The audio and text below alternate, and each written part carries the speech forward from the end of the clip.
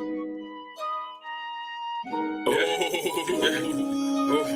it do? What it do? What it do, bro?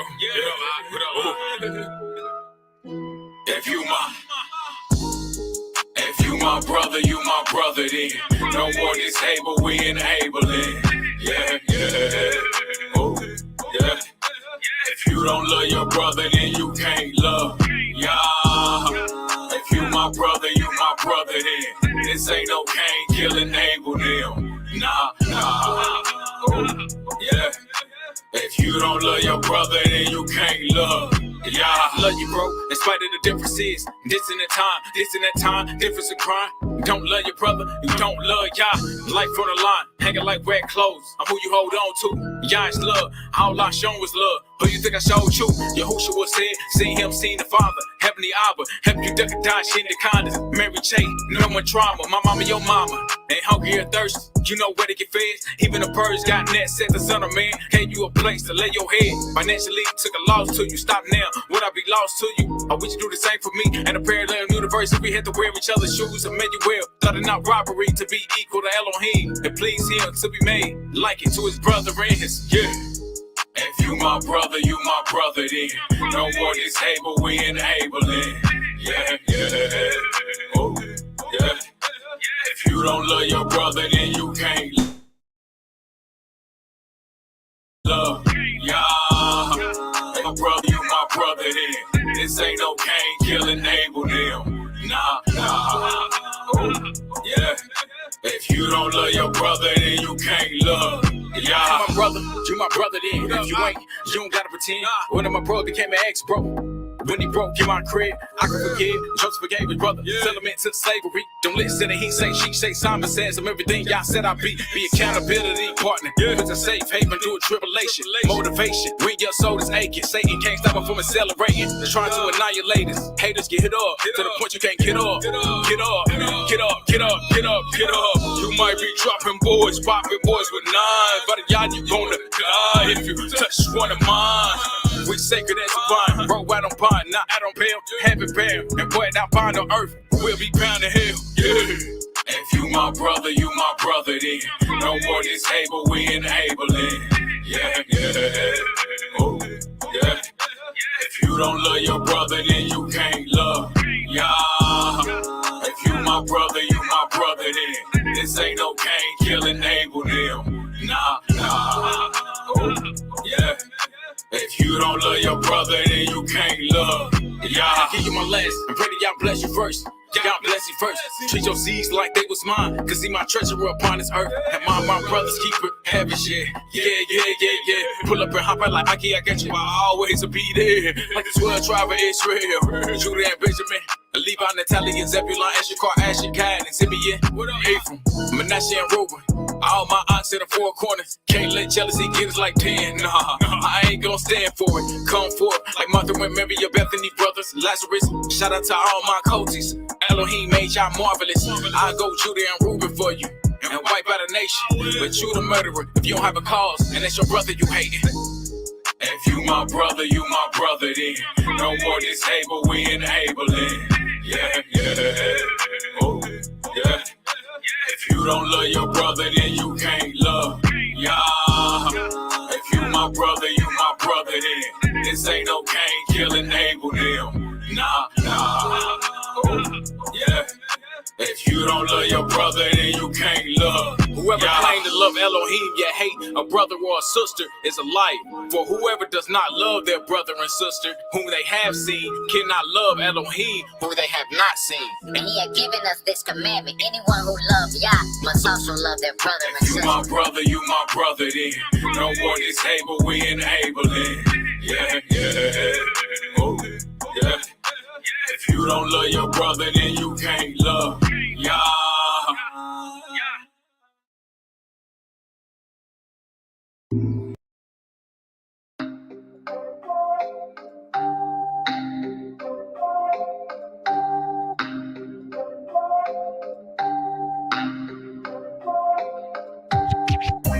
I can see now what the world hates. I can see now what the world hates. I can see now what the world hates. Hated on Messiah, this is motivation.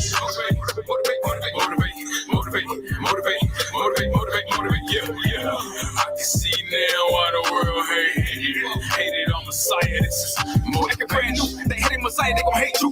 Woe to the man, expect the whole damn world open hand and love you. They call you a devil, they crucify him, hell you go through. Beating and bruising, bloody into his flesh was unrecognizable. They gambled for his garment, Peter denied him 3 times before the rules to code. Judas scary, trade him with a kiss, better check who friend who foe. They let Barnabas go, they criminal. They shouting and proselyting with the gangs of Messiah. It was crucify him.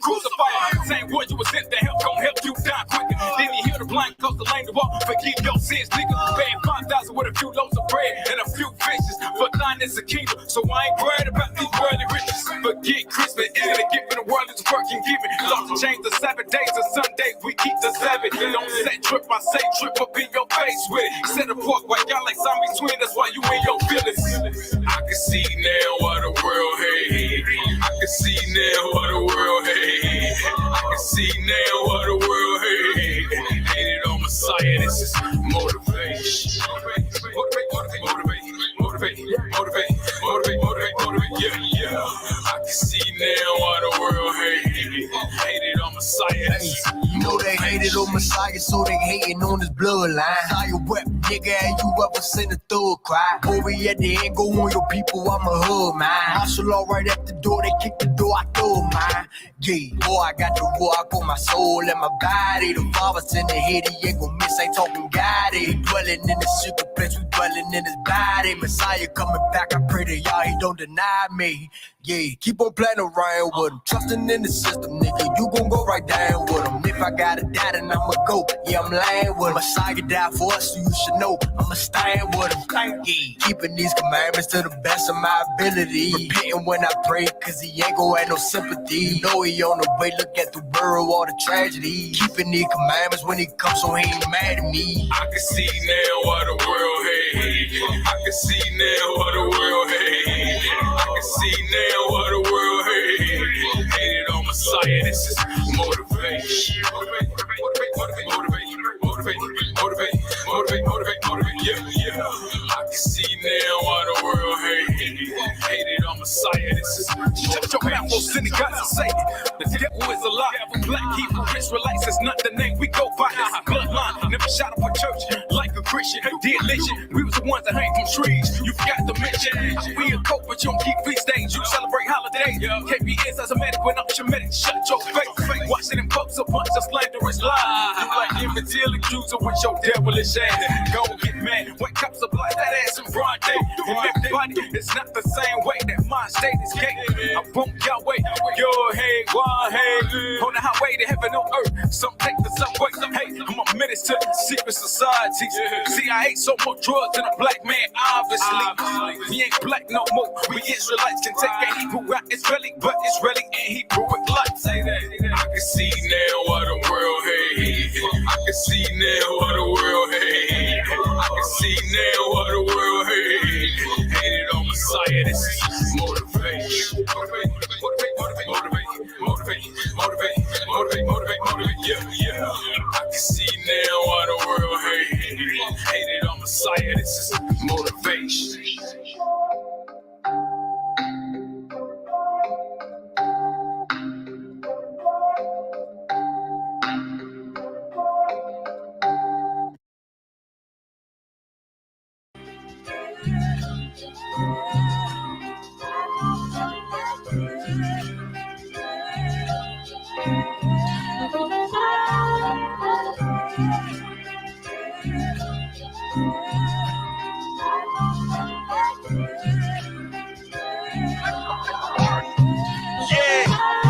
Yeshua said these last days of mine are many West go. Due to lawlessness, my people growing even more bold. Not to mention lies and self-the-truth and get their heart of stone. My people don't give a damn, but really truth be told. Losing their mind, going sight, crazy, full of them demons, blindfold, shade. Who you working for? What's your business? Stayed. Don't really trust you, cause I don't know you. Prove Jay steady bumping heads like soda cans and cement. Shoot them high, one stuck in their chest, cooking up a fence. They ain't blessed, but they stressed from the death that we chose. Weed smoke up in their veins, pollution up in their soul. What you blaming me for? Not understanding me so. Hatred up in your eyes, fly you out to the sky. See elders getting high, youngsters driving by, let it off through the windows, guide up in the back. Damn. This right here is for the mourners, so get ready for Jacob's trouble. This right here is for the mourners, so get ready for Jacob's trouble. This right here is for the mourners, so get ready for Jacob's trouble. Get ready, fam, it's about to get hard. This ain't the time to celebrate, but tomorrow. Who over there would chase 100K? Exchanging your soul for some mammon, you get 100 straight.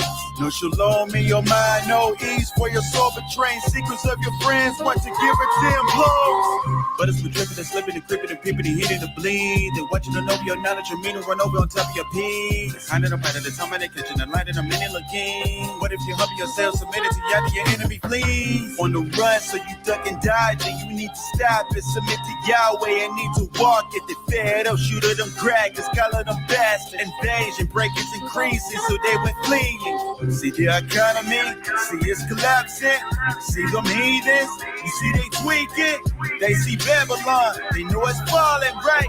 So instead of going left, homie, turn right. This right here is for the mourners, so get ready for Jacob's trouble. This right here is for the mourners, so get ready for Jacob's trouble.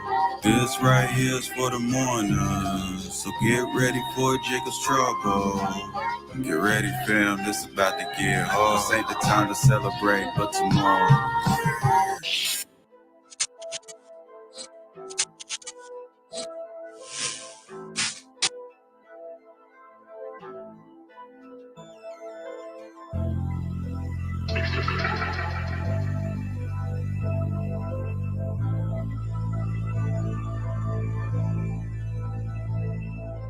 This right here is for the morning. So get ready for Jacob's trouble. First verse of heat, second verse of flame. Energy that track TNT to start a bang. 2 days society for immorality. Body tweaking, no temperance within, full of demons, so seeking. Wonder why it's so chaotic, always worried, no one listens. Prophecies unfolding all around. Can you see it? Ain't nowhere to run, ain't nowhere to hide. Stop tripping. Packing guns, taking bullets, think you bad. Stop tripping. He does not out of control, cause they know that kingdom finish. Keep it running to and fro, seeking rest, keep driven. Mark of the beast about to unleash. It's feasting. Alabama State, a bunch of devils serving no tripping. Yahweh tell me your soul like a bomb, get your time ticking. Better get your soul right, cause you know that time's reaching. With that clock reach, zero breath you have, that's ending. Do again, so we wickedness, he's ripping. Yahweh pouring out his judgment, cause mankind sin increasing. We completing vengeance for his righteous one, still bringing need to repent, to resubmit to Yahshua's teaching. Better straighten up before the power being UFOs out. This right here is Jacob's trouble. Great tribulation hitting double. If you fold now, you ain't loyal. If you say Yeshua's with you, what you scared for? Woe to the scoffers, woe to the mockers, woe to the cowards, don't care if you upset. Woe to the naysayers, woe to the blasphemers, woe to the slanderers, shut your damn mouth. Woe to the one who strives with his maker, woe to the one who refused to obey. Woe to the one that was a but his haters, woe to the unfaithful who doesn't pray. Holy feast, they flipping into dollars with a quarter. Gritty hypocrites and y'all clipping your spirit rich. Brother acknowledgements only who get more tests and fees. But y'all worship man, make it make sense. False prophets, many in the world. Because of what you done, confusion in the world. People wondering why many people die. They're walking dead, don't have the breath of life. They say they serve Yah, they say they keep the charge. Yeah, they preach his word, but their heart's so far. Time will only fail me, I keep the finger up. You see the finish line, so when you gonna start? This right here is Jacob's trouble. Great tribulation hitting double. If you fold now, you ain't loyal. If you say Yeshua's with you, what you scared for? This right here is Jacob's trouble. Great tribulation hitting double. If you fold now, you ain't loyal. If you say Yeshua's with you, what you scared for?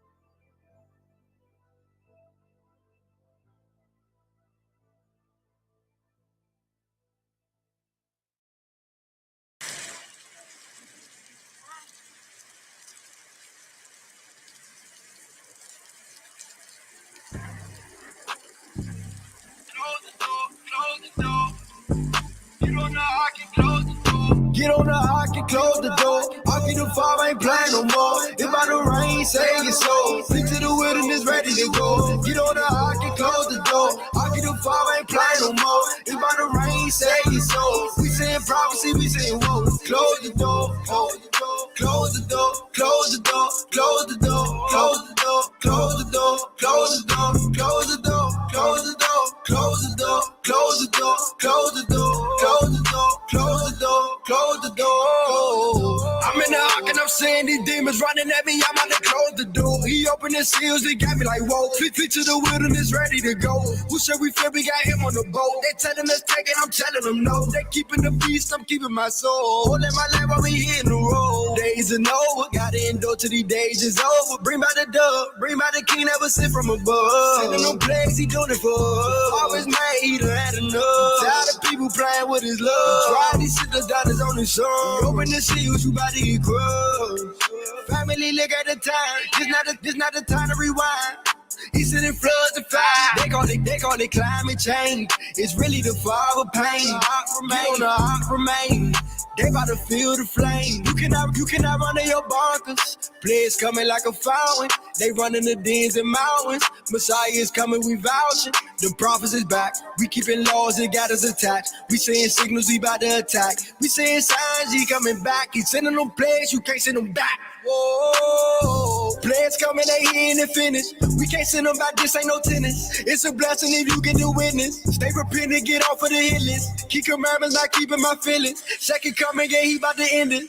Just close the door. Get on the ark and close the door. I'll get the far, ain't playing no more. If I the rain, save your soul. Flee to the wilderness, ready to go. Get on the ark and close the door. I'll get the far, ain't playing no more. If I the rain, save your soul. We saying prophecy, we saying whoa. Close the door, close the door, close the door, close the door, close the door, close the door, close the door, close the door, close the door, close the door, close the door, close the door, close the door, close the door, close the door, close the door.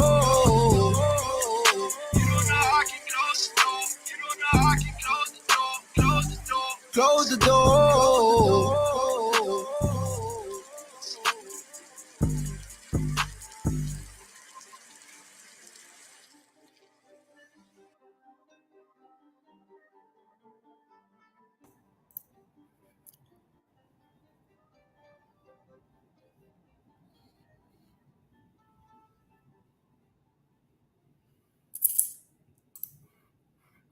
Shabbat shalom, family.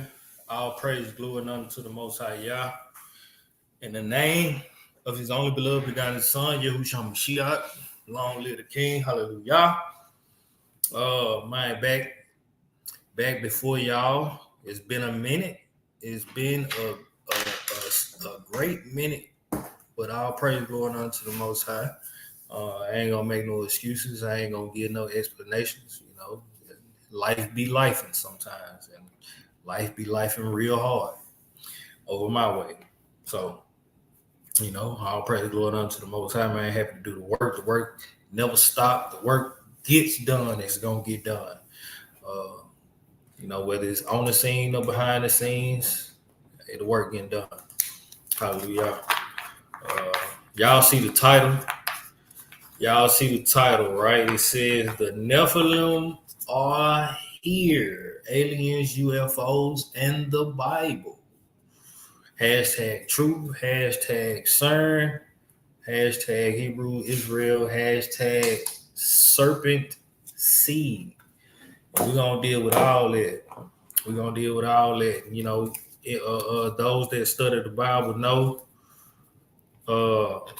Matter of fact, before I do that, I got my Ak with me. I'm going to let him introduce himself if he's there. Shabbat shalom, Shabbat shalom.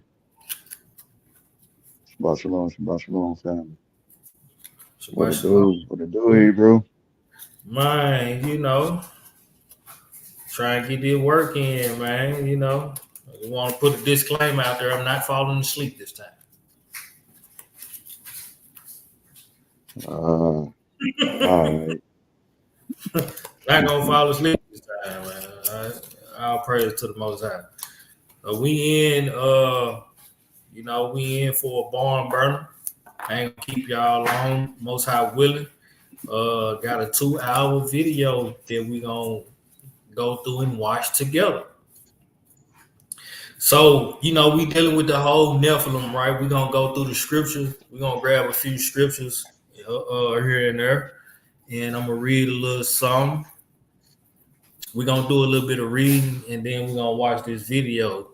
We're going to deal with it all the phases and stages and levels of the Nephilim, whether it be fairies, whether it be, you know, Greek mythology, Roman mythology, whatever the false pagan gods that they worshipped in Egypt, Persia, Greece, Rome, whatever, we gonna deal with it in this series right here. And tonight we more so gonna be focusing on the Order of the Dragon. If y'all don't know what the Order of the Dragon is, let me do a quick Google search right here. Let me share my screen. Quick Google search. If y'all don't know what the Order of the Dragon is, right? The Order of the Dragon. Yeah, not the Order of the Dragon Ball series. The Order of the Dragon, right? Click on this Wikipedia right here. Remind me later. Yeah. Blow it up for those that have a hard time seeing, like myself. All right. It says the Order of the Dragon, right? It says Society of the Dragon redirects here not to be confused with the Dragon Society. All right. The Order of the Dragon.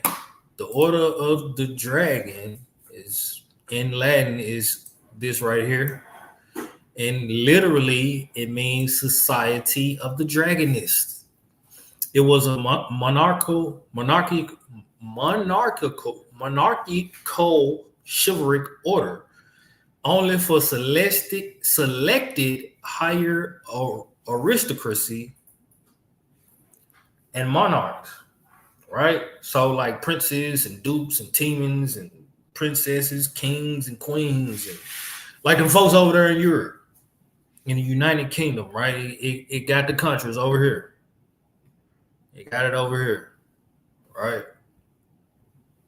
And what you see right there. Yeah. Right. Back to it. Welcome back, all right, back to it. It says it was founded in 1408 by Sigismund of Luxembourg, who was then king of Hungary and Croatia and later became the Holy Roman Emperor. It was fashioned after the military orders of the Crusades, requiring its initiates to defend the cross and fight the enemies of Christianity, particularly the Ottoman Empire, right? You do any research into that, you'll find out that the Ottoman Empire was wicked. Simple, right? It says the order flourished during the first half of the 15th century, primarily in Germany and Italy. After Sigismund's death in 1437, its importance declined in Western Europe. However, after the fall of Constantinople in 1453, it continued to play a role in Hungary, Serbia, and Romania. Oh, crap, I forgot. Oh, yeah. We're going to have to sit over there. Sit over there. Yeah, sit over there. Sit over there. Y'all, hold on a minute.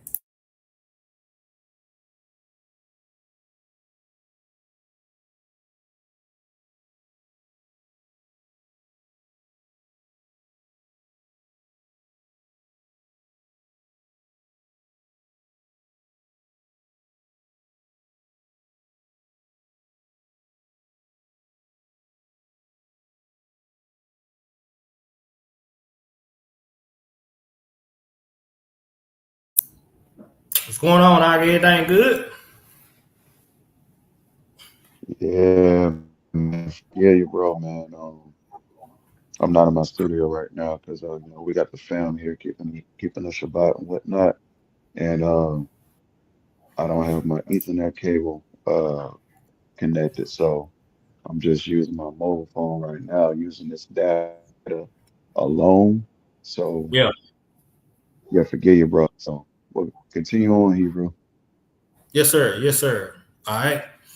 Right here, continuing, it says, however, after the fall of Constantinople in 1453, it continued to play a role in Hungary, Serbia, and Romania, which bore the brunt of the Ottoman incursions. The Prince of Wallachia, Vlad II Dracul, yes, Dracul, huh? The son of Dracula. Anyway, Vlad II Dracul, the father of Vlad the Impaler, took his name from the Order of the Dragon, right? And once we get to this video, it's gonna explain all of that and the ties to the current wearer, the ties of Dracula, the Vlad the Impaler, and all of them to uh, who they now call King of England, United Kingdom, or whatever he king of. I don't know. All right, that whole family over there, that whole family, right? We're not gonna read. I'm just gonna read this first paragraph of the historical background. Right? It says Sigismund faced fierce struggles for power leading up to the foundation of the order in 1408. In 1387, the Bohemian royal son Sigismund of Luxembourg was elected king of Hungary and Croatia. This sounds familiar, don't it? Bohemian. Wonder where that name come from. But they got a lot of groves up there. All right, it says a title which he owed chiefly to his marriage to Queen Mary of Hungary in 1385. During the next decade, he constantly sought support or employed ruthless methods to strengthen his unsteady hold on the throne. His rule was weakened in 1395 when Mary, who was pregnant, died in a horse riding accident. In 1389, the Ottoman Sultan Murad I fought Lazar, Prince of Serbia, at the Battle of Kosovo Poye, in which both leaders died, leading to an uncertain outcome of the battle. 2 years later, the Turks had taken the Bulgarian fortress of Nicopolis. All right, y'all going to read that on your own time and do a little research on that and look more into the Order of the Dragon. It's a lot going on behind the scenes that we don't even like know or pay attention to, even though it's right in our face. Like they put it right in our face and we don't even pay it no mind, no attention. Right? So let's get some scripture, right? First scripture I'm gonna go to is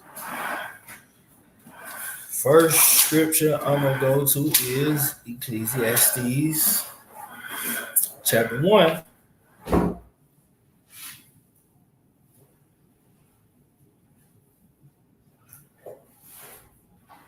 Ecclesiastes chapter 1, and I'm gonna start at verse 1. Right? It says, the words of the preacher, the son of David, king in Jerusalem. Vanity of vanities, says the preacher, vanity of vanities. All is vanity. Hold on a moment.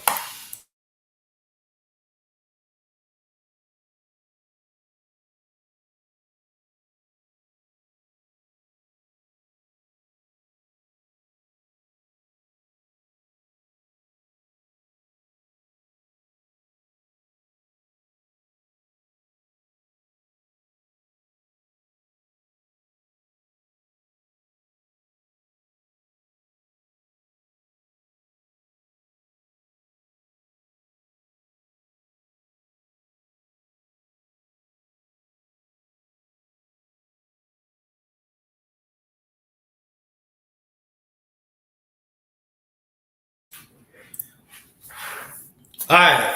Ecclesiastes chapter 1, verse 2. Vanity of vanities, saith the preacher. Vanity of vanities, all is vanity. What profit hath a man of all his labor which he taketh under the sun? One generation passeth away, and another cometh, but the earth abideth forever. The sun also ariseth. Hold on a moment.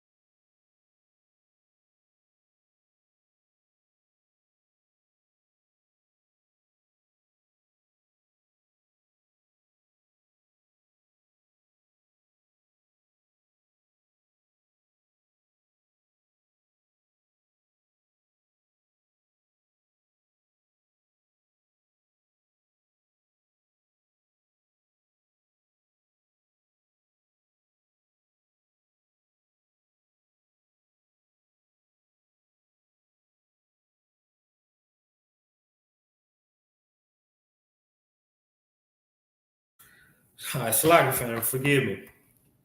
Like I told y'all, life be life. uh, God. sit down right there.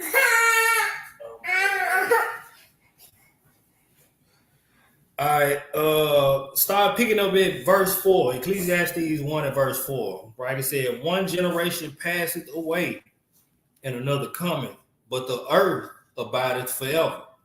The sun also ariseth, and the sun goeth down, and hasteth to the place where he arose. The wind goeth toward the south, and turneth about unto the north. It whirleth about continually, and the wind returneth again according to his circuits. All the rivers run into the sea, yet the sea is not full. Unto the place from whence the rivers come, thither they return again. Right? All things are full of labor. Man cannot utter it. The eye is not satisfied with seeing, nor the ear filled with hearing. The thing that hath been, it is that which shall be, and that which is done is that which shall be done, and there is no new thing under the sun. No new thing. There's no new thing under the sun. Right? We ain't seeing nothing new we ain't seeing nothing that hasn't been done on this earth. It's new to us because we never seen it. We're a new generation. But it's been done in generations before and before and before. It's just with less technology, with less, you know what I'm saying, things that allow people worldwide to see it and have knowledge of it. But this has been going on for ages. The things that we seeing take place on this earth now. Right?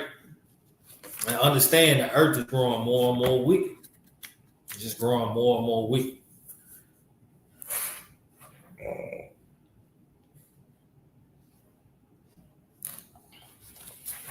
All right.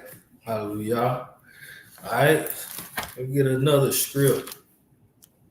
Second, what I got? 2 Corinthians. 2 Thessalonians. Yeah, 2 Corinthians. 2 Corinthians chapter 2. 2 Corinthians chapter 2. I'm going to read 1 through 11. Let me get there. 2 Corinthians chapter 2.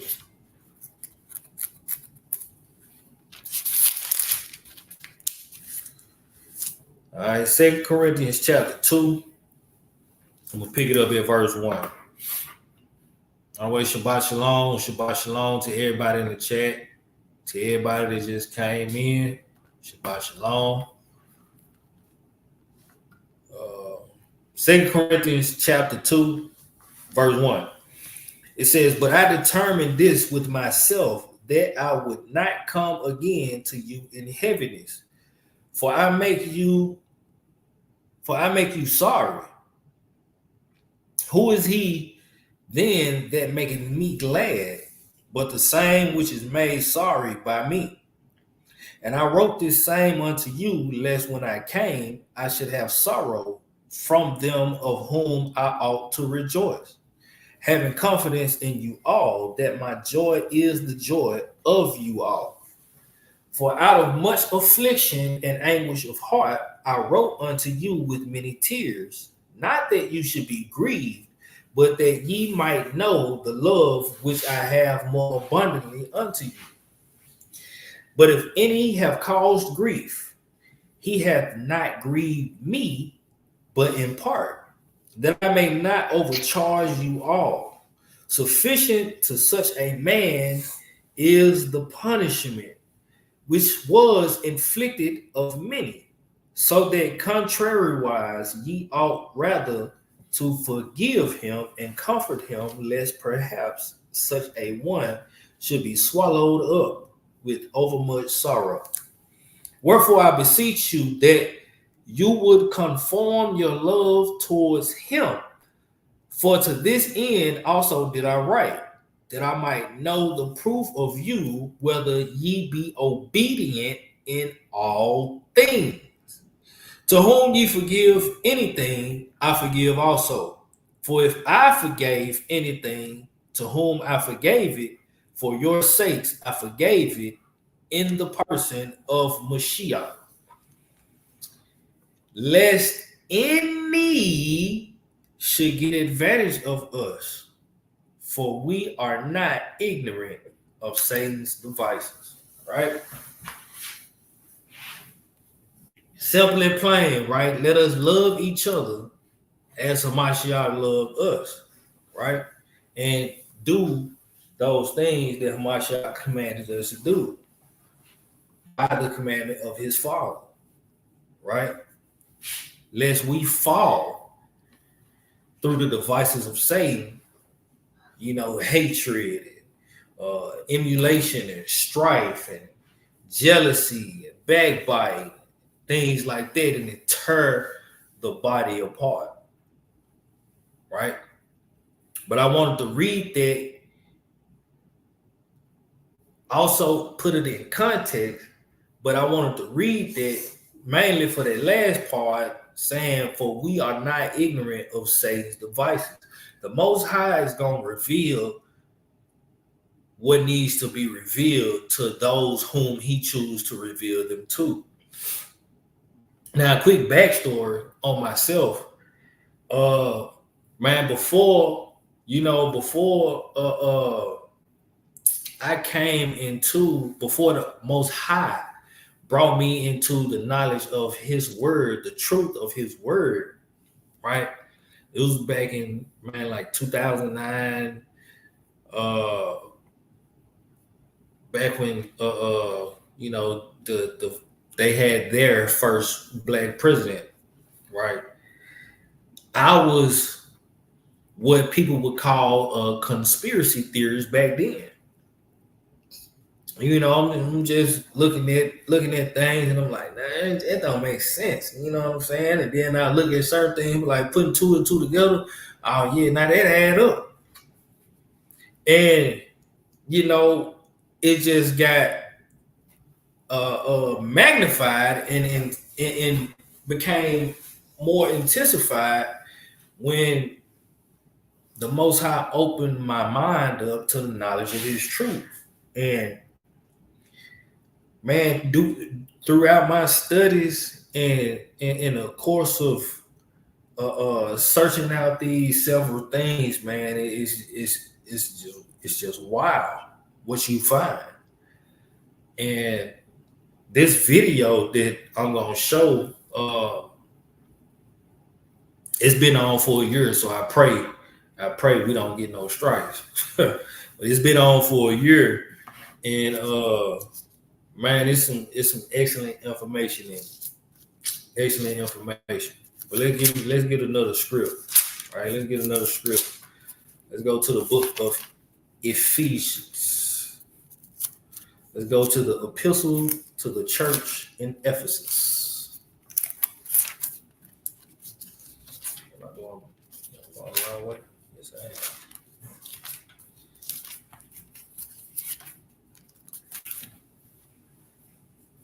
Hallelujah. Yeah, I'm a little tired, but we gonna push through today. We gonna get it, right? Still, brother. Right, this is the book of Ephesians, chapter 6. I'm gonna start at verse 10.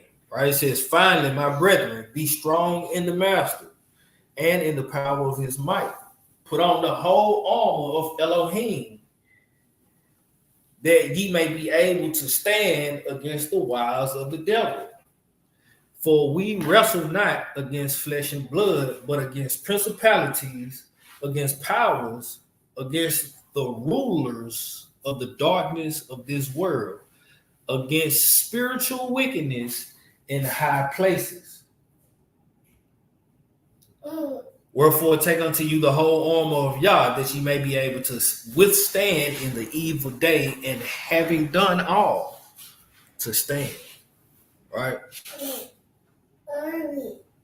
I'm gonna sit over there. Go sit over there.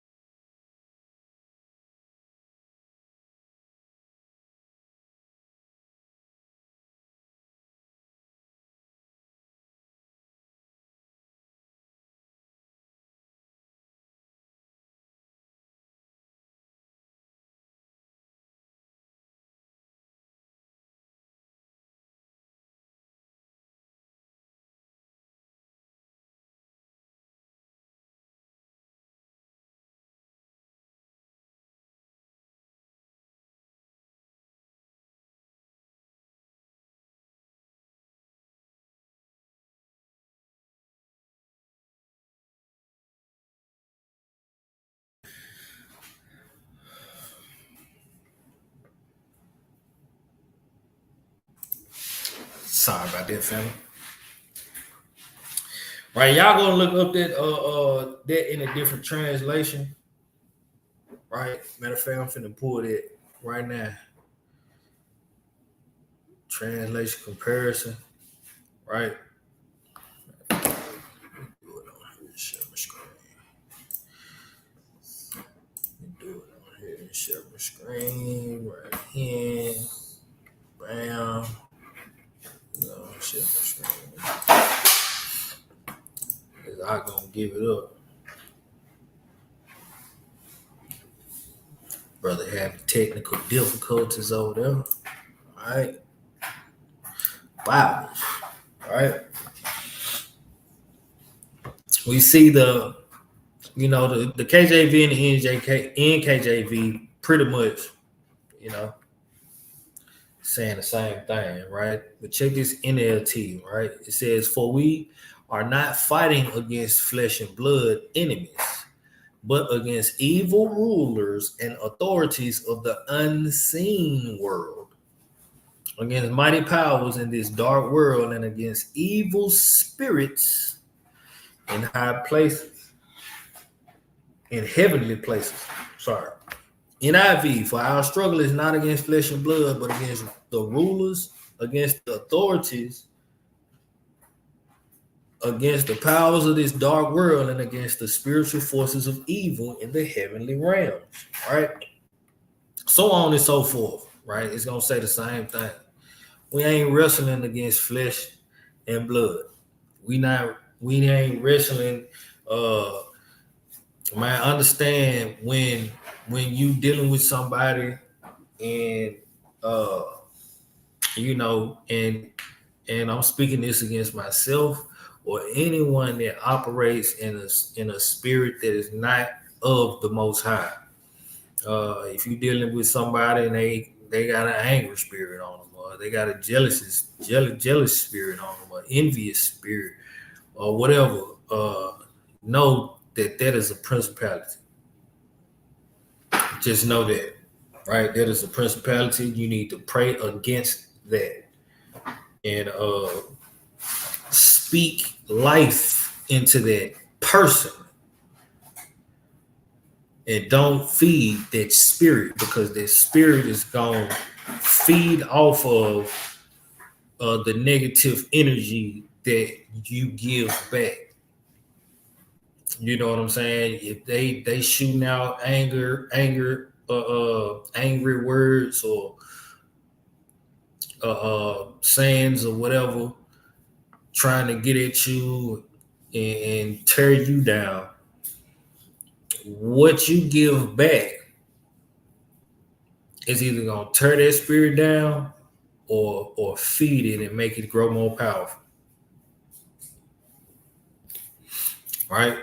You say, hey, now I'm noticing the spirit on you. Let's come together and pray.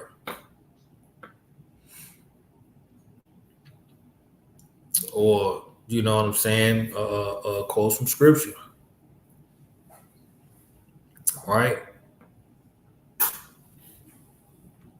Excuse me. What the script say in Proverbs, "The soft answer turneth away wrath." You know what I'm saying? So we have to know and just go ahead and rebuke that spirit. Rebuke that, right? But also know that the things that we seeing going on in this world, man, it's not Sleepy Joe.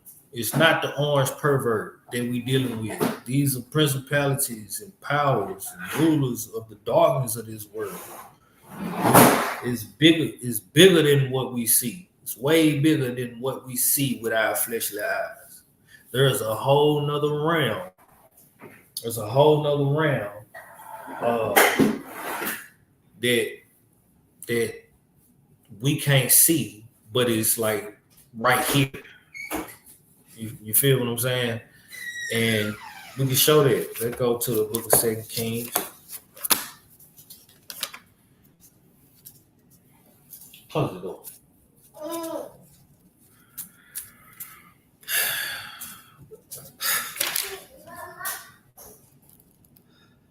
Let's go to the book of 2 Kings, man.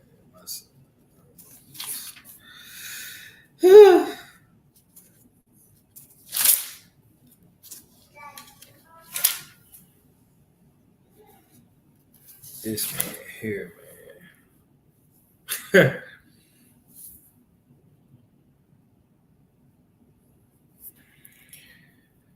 Oh man.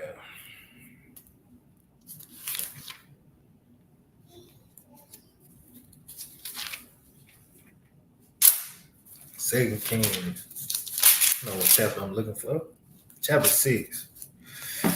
2 Kings chapter 6. I will not start this at verse 1. 2 Kings chapter 6. Right. If y'all not familiar with this chapter, you know, the children of Israel, the king of Syria was coming up against the children of Israel. And you know, Elisha and his servant were speaking, and his servant was a bit frightened. Yes, he is.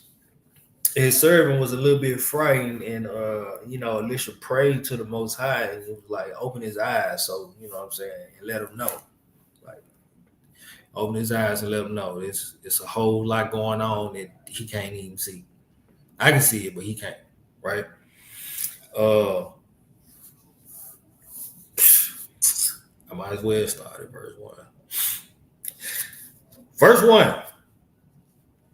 And the sons of the prophets said unto Elisha, behold, now the place where we dwell with thee is too strait for us. Let us go, we pray thee, unto Jordan, and take thence every man a beam, and let us make us a place there where we may dwell. And he answered, go ye. And one said, be content, I pray thee, and go with thy servants. And he answered, I will go.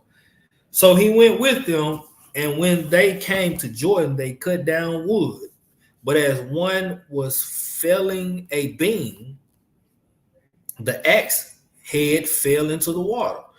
And he cried and said, alas, master, for it was borrowed. And the man of Yah said, where fell it? And he showed him the place. And he cut down a stick and cast it in thither, and the iron did swim. Therefore said he, take it up to thee. And he put out his hand and took it. Then the king of Syria warred against Israel and took counsel with his servants, saying, in such and such a place shall be my camp. And the man of Yah sent unto the king of Israel, saying, beware that thou pass not such a place, for thither the Syrians are come down. And the king of Israel sent to the place which the man of Yah told them, and warned him of, and saved himself there, not once nor twice. Therefore the heart of the king of Syria was sore troubled for this thing, and he called his servants and said unto them, will ye not show me which of us is for the king of Israel?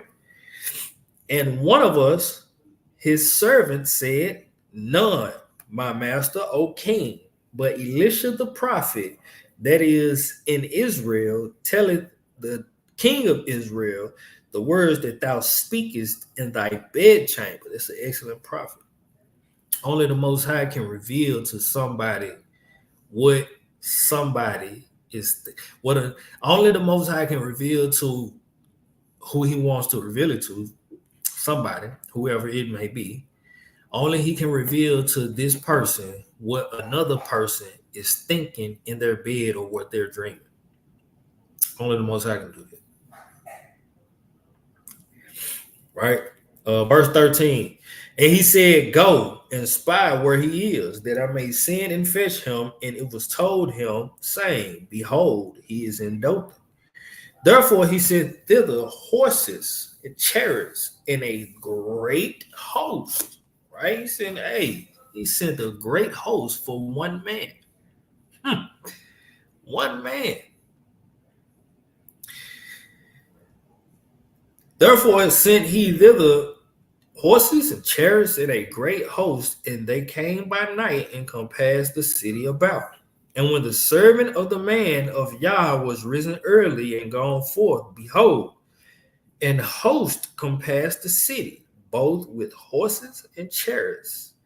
And his servant said unto him, Alas, my master, how shall we do? Like, bro, you see how it is? What we gonna do? What's going on? How we gonna fend ourselves against these people? You know what I'm saying? So what Elisha said. And he, Elisha, answered, Fear not, for they that be with us are more than they that be with them. So his servant probably heard this and like, they that with us. Where they at? Because I don't see them.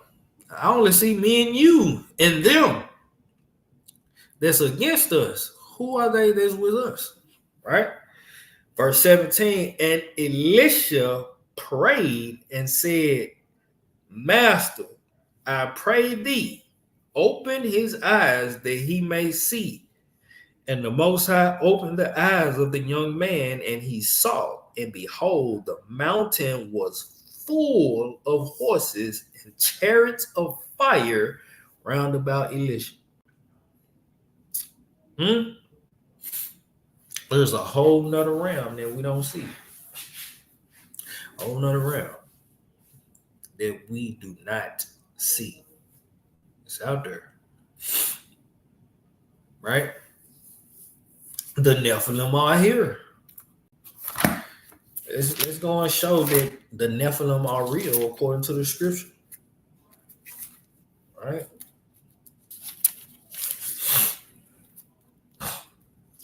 The origin of the Nephilim. And y'all know them. Very, very, very familiar script. Genesis chapter 6. Genesis chapter 6. I forget, man. I don't know what's going on with my sinuses here. All right, Genesis chapter 6. I'm going to read 1 through 4. Read 1 through 5. And it came to pass when men began to multiply on the face of the earth, and daughters were born unto them, that the sons of Yah saw the daughters of men, that they were fair, and they took them wives, all of which they chose.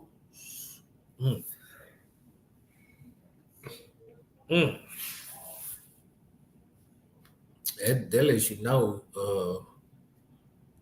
women something else with themselves. They cause angels to. we gotta be on guard, man. These women are something else with themselves, right? All right. And these, I ain't gonna get into that. We'll wait till we get further on into the series to deal with that, right? Because we're gonna come back to this.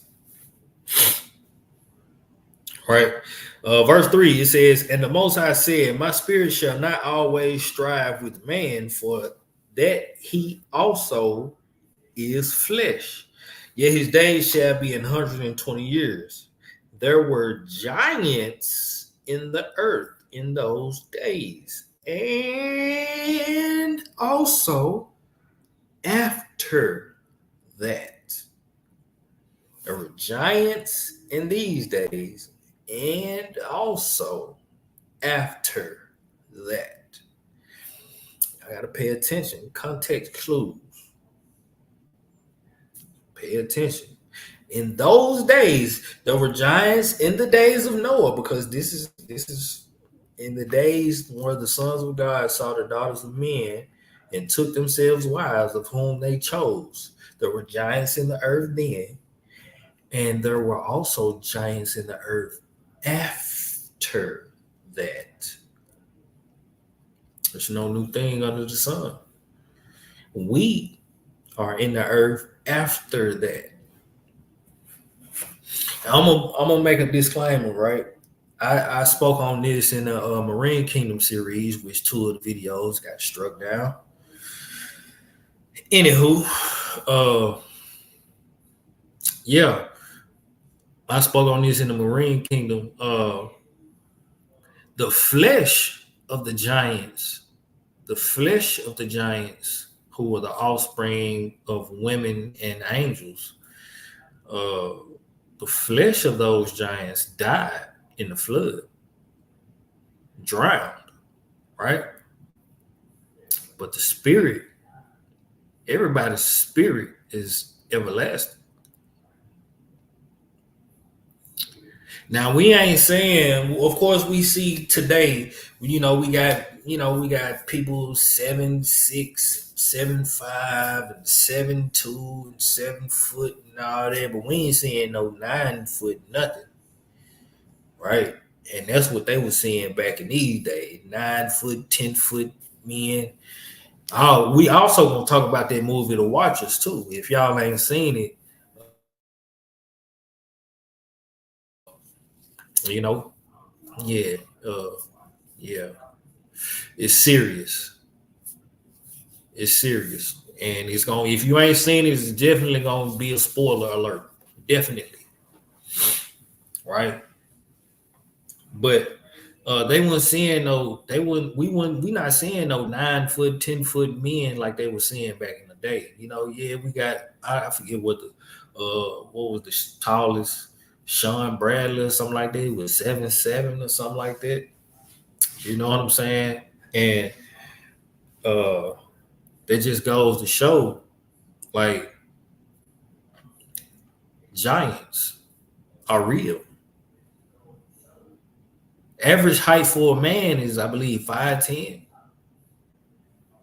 I believe 5'10", 5'11", something like that. Now Sean Bradley, fat day was 7'7". Y'all mean I think it was 7'5", 7'6". Yeah, I believe average height for a man is like 5'10". Average height for a woman is like 5'5", something like that. But then you see the above average. You know what I'm saying? 7'2", 7'3", and on up. Like 6'11" is, you know what I'm saying? Like, you got women almost that tall. It's crazy. It's a woman. I seen a video the other day. It's a woman over in China who they calling a female Yao Ming. Yeah, Women Young. He seven. I think he's 7'6". Let me see.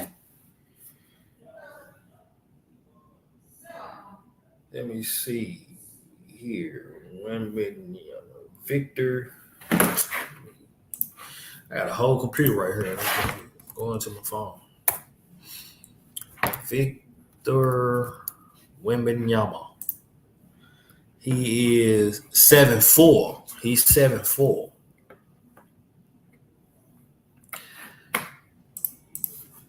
Tallest.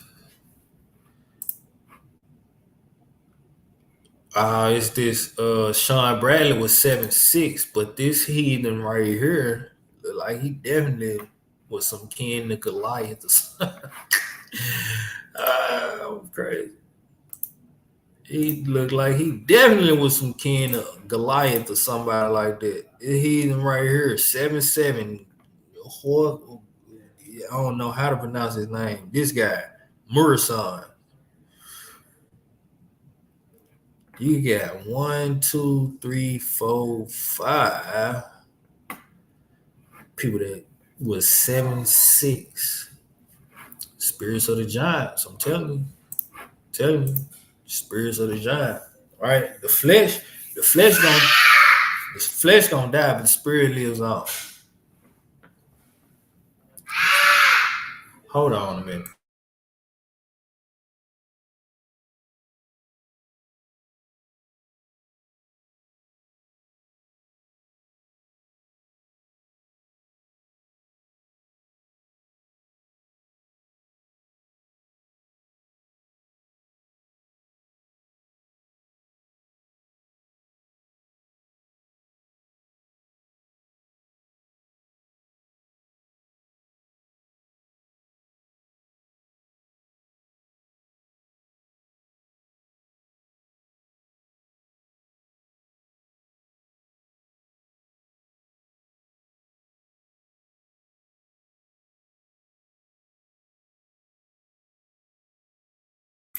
Man, that tripping.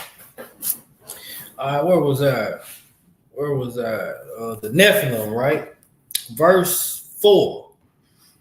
Verse 4, right? From the top. Verse 4. There were giants in the earth in those days, and also after that, when the sons of Yah came in unto the daughters of men, and they bare children to them, the same became mighty men, which were of old, men of renown. And Yah saw that the wickedness of man was great in the earth, and that every imagination of the thoughts of his heart was only evil continually. It's same today. Same today. And we can see it play out, especially if you're living in areas, like Memphis, Chicago, Detroit, you know what I'm saying, Indianapolis, DC, Maryland, places like that. Man, you seeing even in other cities, suburban cities, suburban areas, you seeing like it's crazy what you would see, especially if you just pay attention to the news. It's just like, God, hey, how do people even think to do some of the stuff that they do? It's like crazy, bro. It's really crazy. But like we read in Ephesians 6, we wrestle not against flesh and blood. These principalities, man, folks be possessed by demons. And it's crazy, right? On my job, I be outside or whatever, and I see people walk past, and I don't want to call them crazy, I don't want to call them crackheads and nothing like that, but this person walks up and down the street all day, really all day, and like having a full-fledged conversation, you would say with itself, but I know he talking to somebody. And I seen him one day and walked past, and I said, he talking to a demon. He having a conversation with his demon. And the man turned around and it's like he got mad that I realized and noticed and understood. The demon got mad. He was like, yeah. And I just got to rebuke him. And he was just back talking. But it's crazy. Like, people really be possessed with demons. Like, it's really real out here. It's really, really real. And when you say the Nephilim are here, the spirits never left. They never left. And we're going to show that as we move along, right? I don't want to keep y'all too long. We already an hour in. I got a 2-hour video I want y'all to watch. So I'm going to go ahead. I got a whole slew of stuff that we're going to go over. We're going to get into the book of Jasher. We're going to read some out of this book called the Genesis 6 Conspiracy. The Genesis 6 Conspiracy, which is talking about the Nephilim, the giants, right? We're going to grab some more scriptures. We're going to get in Numbers. We're going to talk about the days of Caleb, David and Goliath, and Goliath's brother and his family. We're going to talk about all of that. But tonight, we're going to get into the book of Enoch and all of that. We're going to get into all of that. But tonight, I want to focus on the order of the dragon. People don't even know. We just read. People don't even know what the order of the dragon is. We just read it. You can Google it. The order of the dragon. Where does the dragon come from? Let's go to the book of Revelation, chapter 12. Revelation chapter 12, and I'm gonna start at verse 1. This is my, this is my theme right there. Pick it up at verse 1. All right, you got to get the proper context of what you read. Otherwise, you ain't gonna have no understanding of what you read. And I'm like, what is that? You jump down, you skip verse 1, and then you jump down. You're like, sometimes you got to jump back a whole few chapters. Sometimes you got to start at chapter 1. Because we have to understand and remember that when they was writing these scriptures, they didn't have them in chapters and verses in their days. They were writing them in scrolls. It was a continuous scroll. So you will have to go down and find, you know what I'm saying? He had no day. It was only when. Excuse me. It was only when, like in 1611, when it was translated before then, but it was published in 1611. But in this first King James Version Bible, the 1611, when they broke it down to chapters and verses.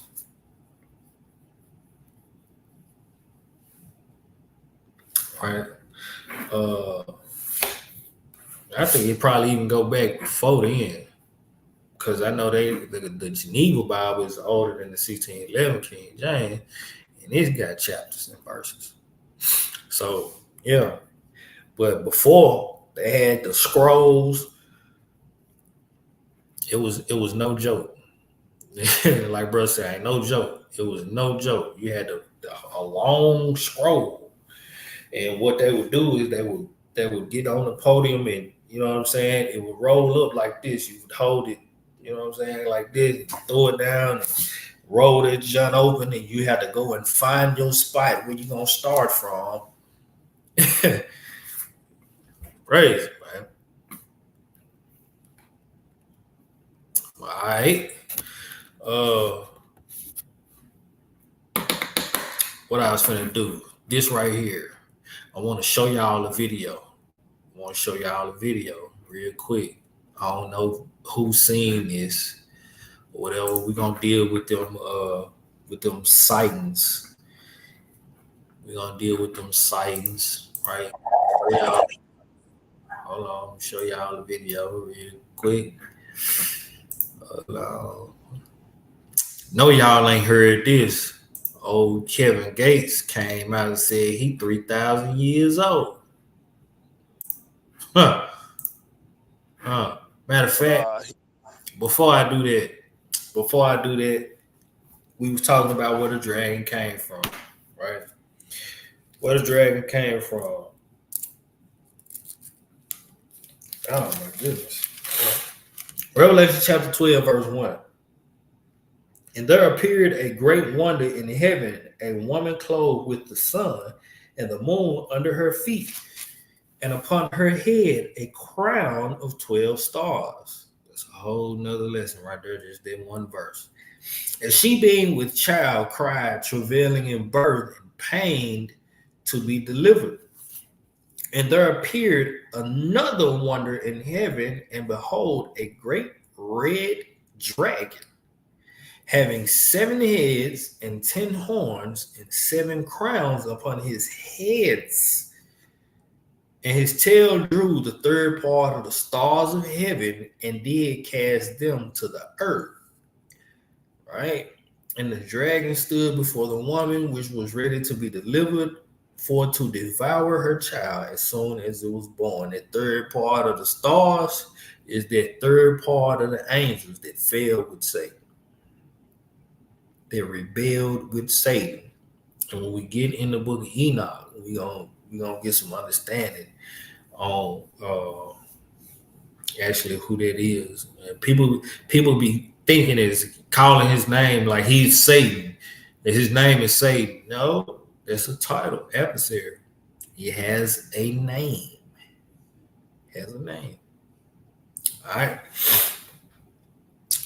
Verse 5. said that she brought forth a man-child who was to rule all nations with a rod of iron, and her child was caught up. And her child was caught up unto Elohim and to his throne, and the woman fled into the wilderness, where she hath a place prepared of Yah, that they should feed her there 1,203 days. 1,203 score, 1,260. All you do is the math. 1,260 divided by however many days in a year. 365, 364, right? Do the math. It's almost 3.5 years. You know, it's like 3 years and 4 months or something like that. Verse 7, it says, and there was war in heaven, and Michael and his angels fought against the dragon, and the dragon fought and his angels. So the dragon ain't by itself. He got a posse with him. He got an army too. Huh? The Most High got an army, but he wants to be like, we're going to get there too, Ezekiel 28. He wants to be like the Most High. So if the Most High got an army, guess what? The adversary going to have, he going to want to have an army. The Most High got an only begotten son. Guess what? The adversary going to try to have an only begotten son. He going to try to do everything the Most High doing and got planned to do, or got in the works to do already, right? So the dragon fought and his angels. Michael and his angels fought against the dragon, and the dragon fought and his angels and prevailed not. So the dragon, oh my. So the dragon and his angels lost, right? Neither was their place found anymore in heaven, right? They ain't got no place in heaven no more. Y'all, the Most High said, y'all got to get up out of here.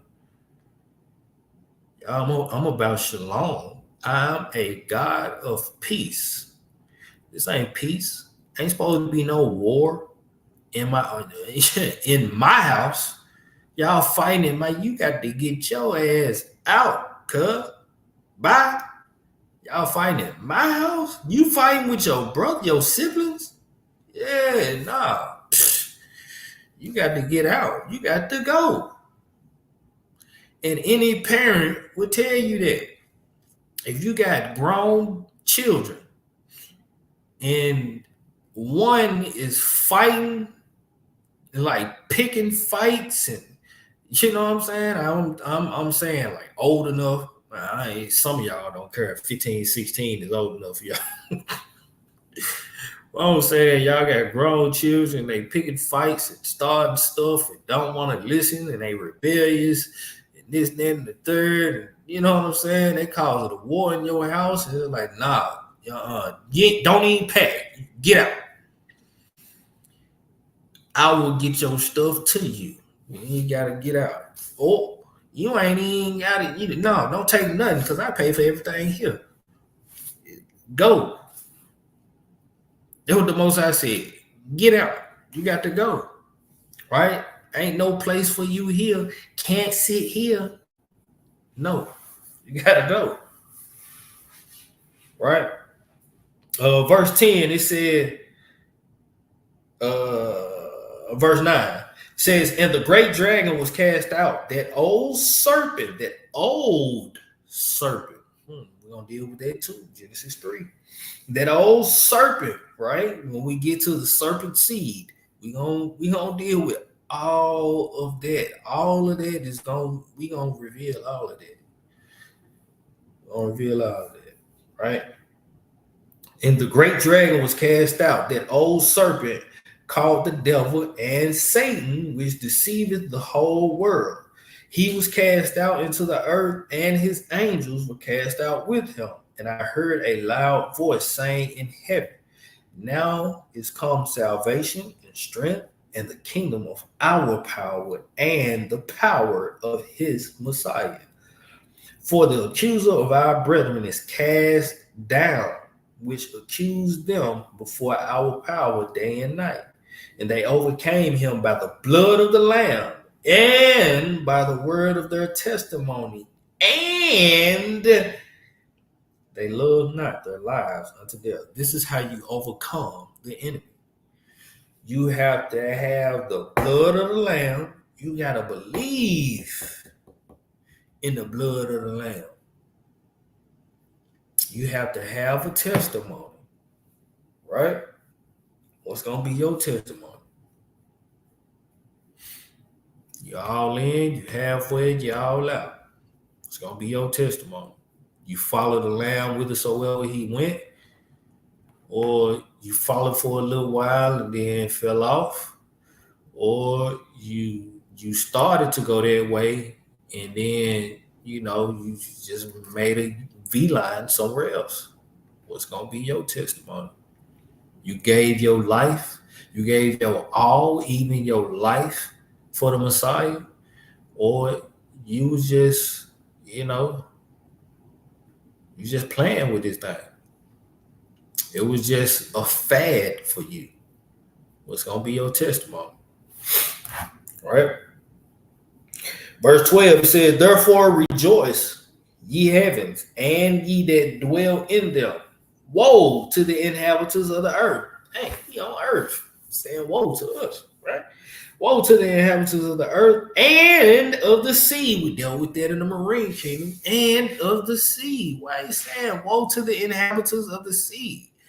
All that inhabits the sea is fishes, sharks, whales, dolphins, seals, and turtles, and alligators, and stuff like that. What inhabits the sea? For the devil is come down unto you, having great wrath, because he knoweth he hath but a short time. And when the dragon was cast unto the earth, he persecuted the woman which brought forth the man-child. Right?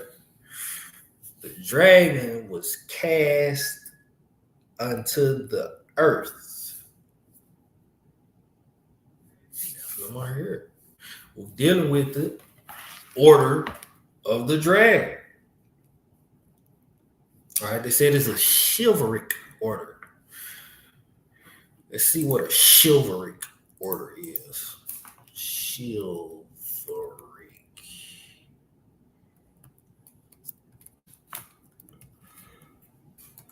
I can't spell.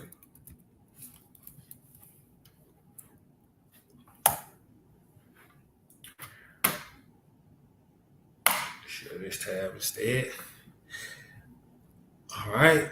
An order of chivalry, order of knighthood, chivalric order, or equestrian order is an order of knights typically founded during or inspired by the original Catholic military orders of the Crusades, which eventually became the Knights Templar.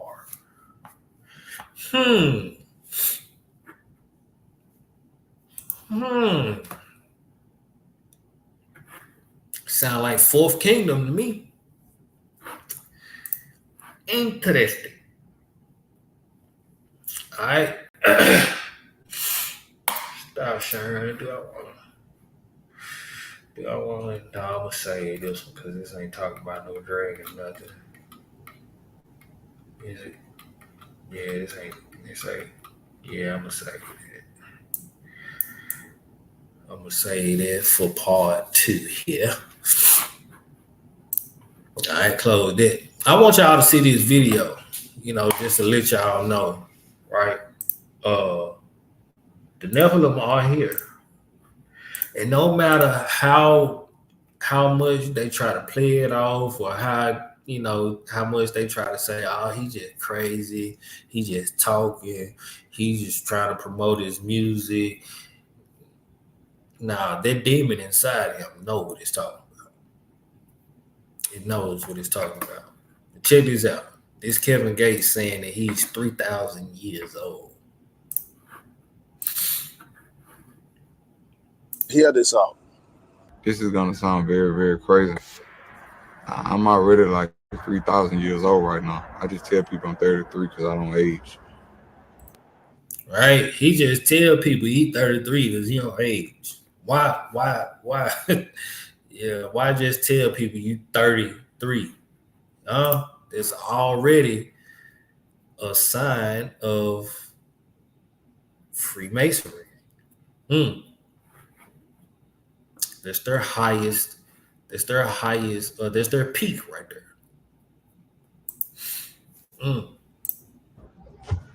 Like 3,000. I know that's gonna sound weird, but I don't age. I'm immortal. There's nothing new under the sun. And what he said, there's nothing new under the sun. Interesting. My mother had sex with an angel, was born an immortal, and ain't even know it. His mother had relations with an angel, right? I believe that's a lyric that he quoted in the song. That's why he kind of started,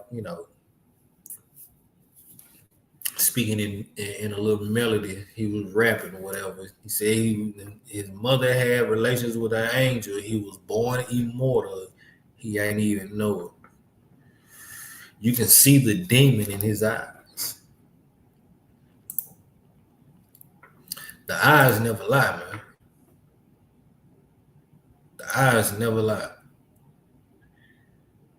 Man is a demon. Right? Hey, she powerful too. Yeah, I did magic on my brother yesterday. Talking about my beads, devil worshiping beads, cool, you hear me? But if you're a Christian, your Bible says you're supposed to love God, your neighbor as yourself, and your enemy. So if you're commanded to love me if I want to serve the devil. Yeah, just left. I don't know who told you that damn lie. Man, look at this eye right here, man. This is a straight demon. Know who told you that lie? My man.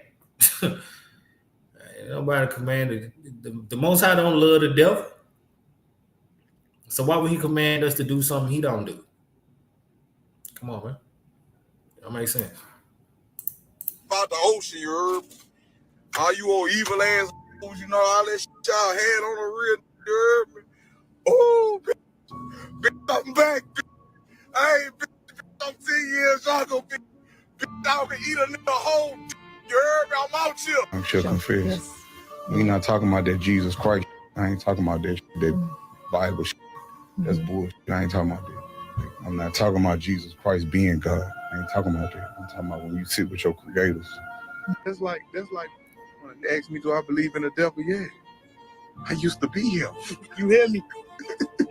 Demon is a low vibrating entity or a daemon, if that's what you want to call it. Demons can't be alone. They have a fear of being alone. There always have to be a group of them. They move in numbers, legions. That's how they move, because they all have to feed off each other's energy. They not connected to no source. I like demons though, you know, they cool. I start no car battery with your bare hands. Somebody said he like demons. They cool. Yeah, spoken like a true one. If I didn't, may God murder my children. I hate that I even spoke about that. If I didn't, may God murder my children. No, don't say that. Please, today. Right now, today. Being in the ministry for a long time and, doing deliverance, you can tell that this guy is demon possessed. You can tell that he has legion. And believe it or not, this guy is gone.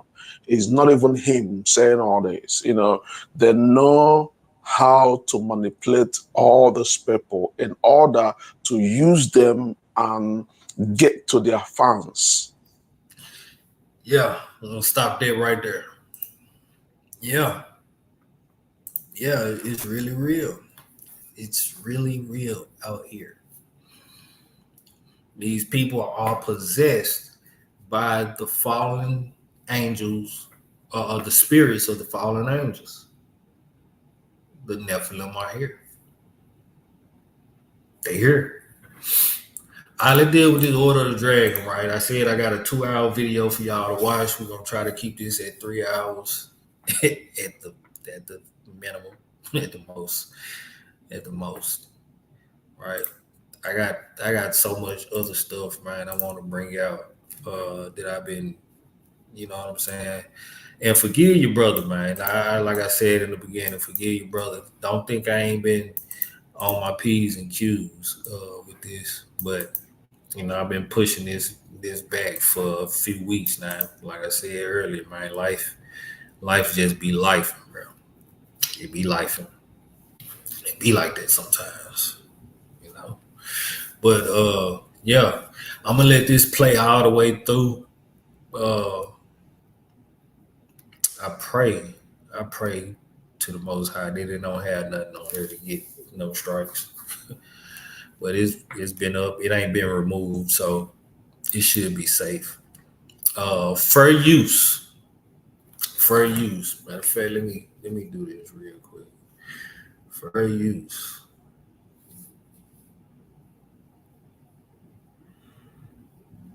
Hold on. Where is it? Hold on. Give you brew a minute. There you go.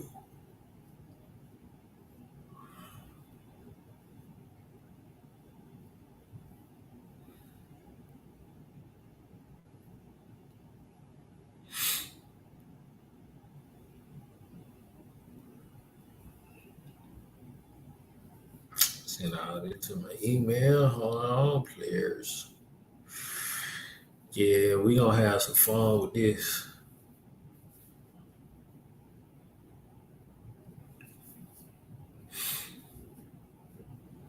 Depending on what go on tomorrow, I may come back tomorrow and do part 2.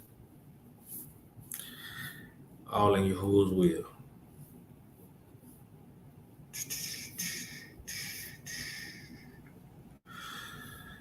All right. Sent. Let's check that email.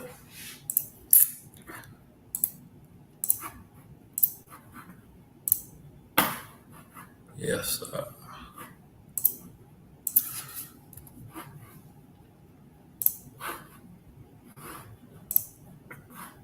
Come on now, player. Don't do that.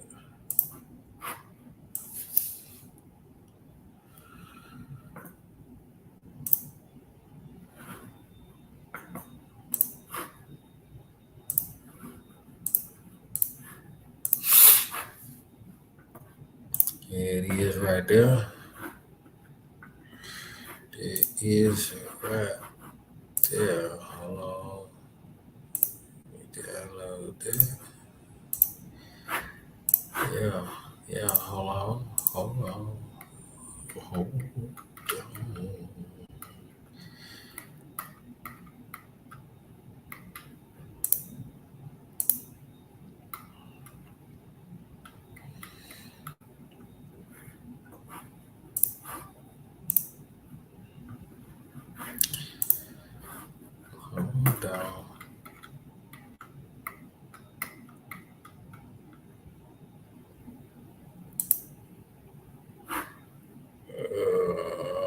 Where we at?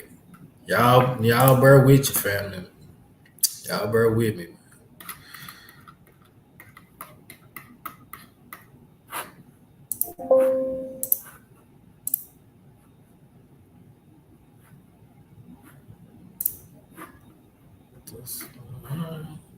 Okay. It gotta be a video or something.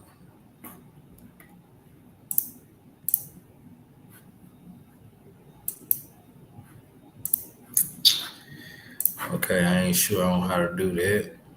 So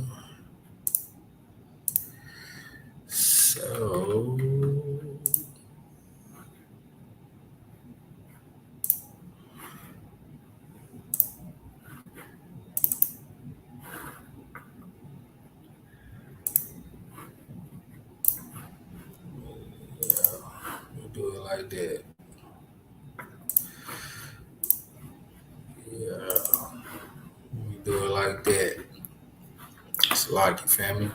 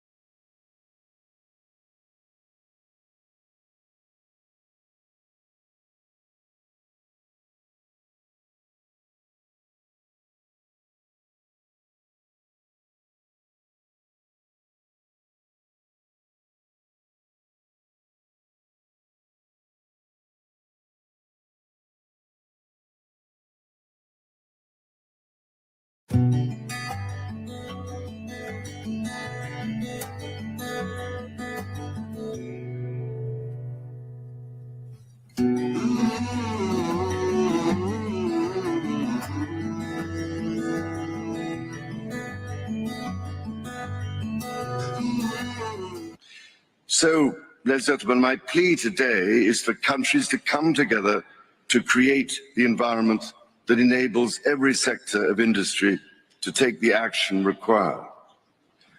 We know this will take trillions, not billions of dollars.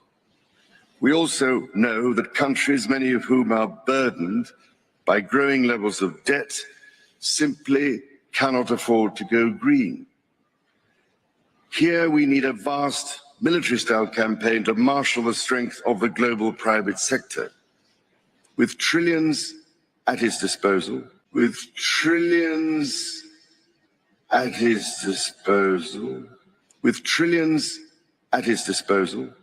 far beyond global GDP, and with the greatest respect, beyond even the governments of the world's leaders. By 1957, the Rothschilds had amassed so much wealth that they bequeathed Waddesdon to the National Trust. Of course, the house remains under the watchful eye of the Rothschilds to this day, and as one viewer commented, they no longer have to pay any taxes on it because it is in the National Trust.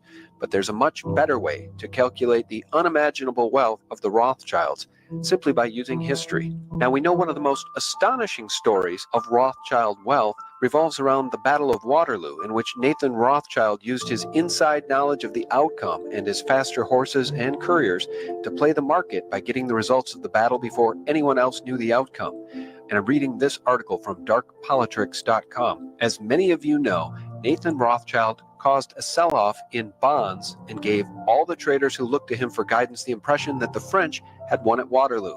The other traders also rushed to sell their bonds, causing a 95% decline in their original worth. And once the bottom had dropped out, Nathan Rothschild then rebought as many bonds back as he could at hugely discounted prices, and in doing so, he multiplied his wealth 20 times in just 3 days of trading. Now, that history was shared in the 1934 Hollywood movie, The House of Rothschild, which was backed by the Rothschild family. Bye.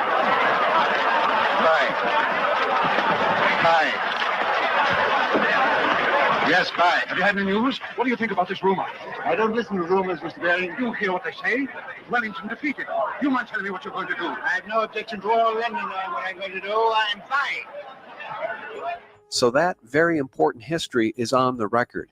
I calculated 8% interest as a compounding annual rate of return for the Rothschilds, given that the family not only can move markets, but manipulates and has been able to manipulate markets for decade after decade. An 8% return is very conservative. However, it's also tangible and quantifiable. You see, by buying up all of the bonds after the Battle of Waterloo, Nathan Rothschild became the single largest debtor to the English government, which ultimately gave him control over the Bank of England. English bonds were a debt guaranteed by future tax revenue of the English government. Therefore, the taxes the citizens paid were going to pay the 8% interest that the English government had to pay to borrow the money. So, the Battle of Waterloo occurred in 1815. So let's just round up the quote-unquote control of the Bank of England by the Rothschilds to 1817. since we're in the year 2017, giving us a nice round number of 200 years to work with. And we're going to do the math in just a second, but I want to give you something else that's very quantifiable. Instead of guessing what the net worth of the Rothschilds might have been around 1817, I found this article from the days of Noah, the Rothschild family from 1800 to 1818, the plan to control the world. Now fast forward through all the intrigue and the gold trading for kings to 1815, the year Nathan Mayer Rothschild made his famous statement, "I care not what puppet is placed upon the throne of England to rule the empire on which the sun never sets. The man who controls Britain's money supply controls the British Empire, and I control the British money supply." Now, he would also go on to brag that in the 17 years he had been in England, he had increased the £20,000 stake given to him by his father 2,500 times to £50 million. Now remember, that's 1815. Let's just bump it up to 1817, and we'll keep the other four Rothschild brothers out of the conversation, each of whom were making separate fortunes of their own in different areas of the world. So let's go over to the compound interest calculator, and let's just assume for the sake of argument that Lord Rothschild was using puffery or braggery when he said he was worth 50 million, and let's just give him credit for 10 million and see what happens with the magic of compound interest and that already locked in annual interest rate that they were guaranteed by the Bank of England of 8%. 10 million, length of time in years you plan to save. Well, I think the Rothschilds would probably sock that away for, say, 200 years at an annual rate of interest of 8%. In 200 years, you will have 48 trillion, 389 billion, 495 million, $849,000. That's really chump change to the Rothschilds. Why don't we take him at his word and check out what 50 million is worth over 200 years? Change that to a 5. That's 50 million invested over 200 years at an annual interest rate of 8%. In 200 years, they would have achieved $241 trillion in wealth. And of course, that doesn't account for any gold and silver market manipulation. It doesn't account for any of their other investments. And it certainly doesn't account for any additional wealth they were able to build when they implemented the central bank in the United States, the Federal Reserve, in 1913. This is just the money Lord Rothschild claimed that he was worth in 1815. And of course, we started this calculation in 1817 just to give us a nice round number of 200 years to work with. So perhaps now you can understand why, by some estimates, the Rothschild family is worth more than $500 trillion. And the next time you find yourself at a dinner party or by the workplace water cooler and somebody wants to tell you about the world's richest man and mentions Jeff Bezos, who made his $100 billion just over the last 20 years, you may just want to remind them about the history of the Rothschilds, the manipulation of financial markets for more than 200 years, and a little something called compounding interest.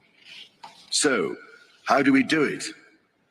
First, how do we get the private sector all pulling in the same direction? After nearly 2 years now of consultation, CEOs have told me that we need to bring together global industries to map out, in very practical terms, what it will take to make the transition. We know from the pandemic that the private sector can speed up timelines dramatically when everyone agrees on the urgency and the direction. So each sector needs a clear strategy to speed up the process of getting innovations to market. Second, who pays and how? We need to align private investment behind these industry strategies to help finance the transition efforts, which means building the confidence of investors so that the financial risk is reduced. Crucially, investment is needed to help transition from coal to clean energy. If we can develop a pipeline of many more sustainable and bankable projects at a sufficient scale, it will attract greater investment.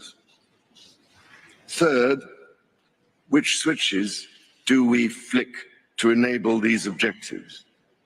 More than 300 of the world's leading CEOs and institutional investors have told me that alongside the promises countries have made, their nationally determined contributions, they need clear market signals agreed globally so that they have the confidence to invest without the goalposts suddenly moving. This is the framework I've offered in the Terracotta Roadmap created by my Sustainable Markets Initiative, with nearly 100 specific actions for acceleration. Together, we are working to drive trillions of dollars in support of transition across 10 of the most emitting and polluting industries. They include energy, agriculture, transportation, health systems, and fashion. The reality of today's global supply chains means that industry transition will affect every country and every producer in the world. There is absolutely no doubt in my mind that the private sector is ready to play its part and to work with governments to find a way forward. Your Excellencies, ladies and gentlemen, many of your countries I know are already feeling the devastating impact of climate change through ever-increasing droughts, mudslides, floods, hurricanes, cyclones and wildfires, as we've just seen on that terrifying film.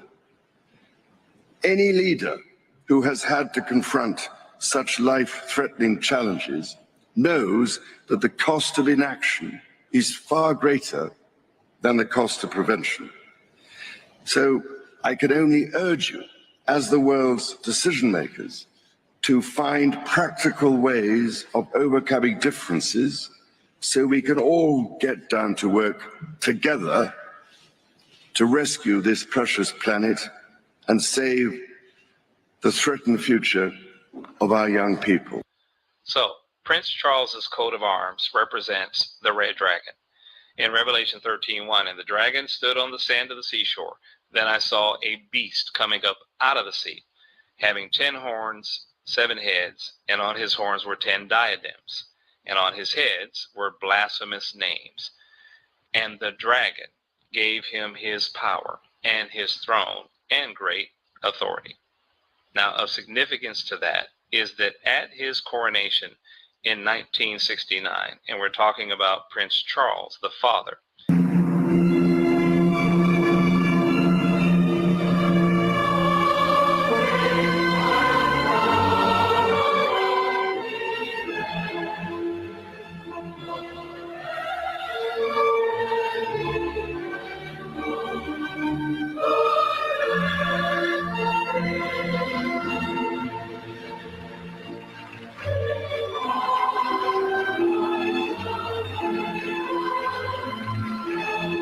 God bless the Prince of Wales, they sang.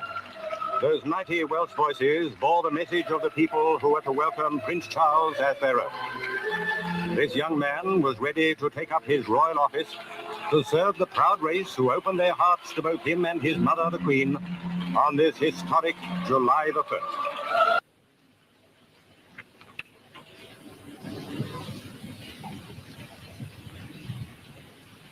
Modrwy air ar ei bys.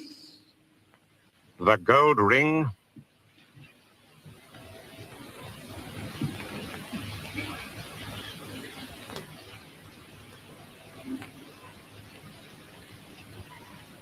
A hefyd drwy dros glwyddo gwiale nawr i'w law. the gold rod, Fel y bo iddo newyddion and the mantle. In giving to the prince these insignias of office, the Queen could not conceal the gentle touch of a mother, despite the formal text of the letters patent, which proclaimed that Charles, Philip, Arthur, George may have the name, style, title, state, dignity, and honor of the Principality of Wales and Earldom of Chester. The sword about his waist, the coronet upon his head, the gold rod in his hand, and the silk velvet ermine mantle upon his shoulders, he bore with great fortitude the emotion that the coming moments brought. I, Charles, Prince of Wales, do become your liege man of life and limb, and of earthly worship, and faith and truth I will bear unto thee, to live and die against all manner of foes.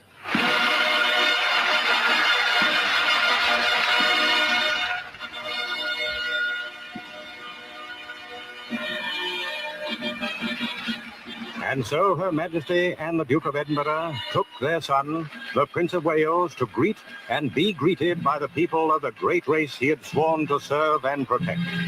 He sat on a chair with a large red dragon emblazoned on it. During the ceremony, his mother, Queen Elizabeth II, said, "This dragon gives you your power, your throne, and your own authority." His response to her was, and I quote, "I am now your liege man and worthy of your earthly worship." Liege is an Old English word meaning Lord, meaning I am now your Lord man and worthy of your earthly worship. And also, as you can see here, the crest of the Knights Templar is showing the same symbols as did Prince Charles when he received this coronation. So, the origin and meaning of the red dragon symbol goes beyond the coat of arms. You see it here in the flag of Wales, the red dragon, and that means the place of the strangers or foreigners. That is, as in the tribe of Dan, importing themselves to Wales. We begin with big breaking news. It's official. Kanye West turning Hollywood and the liberal music world upside down, pledging his full-throated support and love for President Trump. The rapper tweeting, "You don't have to agree with Trump, but the mob can't make me not love him. We are both dragon energy. He is my brother. I love everyone. I don't agree with everything anyone does. That's what makes us individuals, and we have the right to independent thought." He also tweeted a selfie and a MAGA hat. Well, as you can imagine, his support is appreciated by the president. I sold my soul to the devil. I know it's a crappy deal. At least it came with a few toys like a Happy Meal.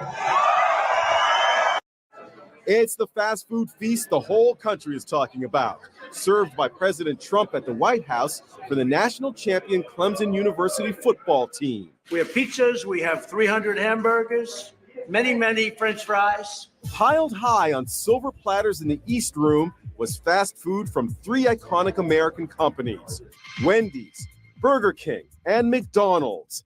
At another table, Domino's Pizza and French fries served in paper cups with the presidential seal. This Clemson player couldn't believe it. The rumors were true. This player loaded up all the goodies he could carry. The McDonald's order of all those Big Macs and filet of fish was taken by this McDonald's just blocks from the White House. The Top Trumps Happy Meal is now at McDonald's. The Happies are battling it out. The Lions come out on top. But the game isn't over yet. Who'll win this round? Learn about the different animals with the Top Trumps Happy Meal at McDonald's. Some fun, some food, it's all inside this Happy Meal. Ready, Toothless? Let's go!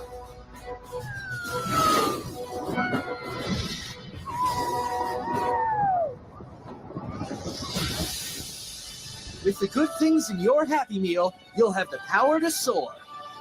Let your imagination take flight with a toy from the new DreamWorks movie, How to Train Your Dragon 2, rated PG. Now at your McDonald's Happy Meal. I hate to say this, Jim. Do you want to say something? This was just set up to be a lunch. 2 people that I like, and I guess they like me. You know I love you. But I don't want to put you in that spot. No, I'm standing in that spot. I love this guy right here. Let me get this guy a hug right here. I love this guy right here. Yeah, amen. Yes, that's really nice.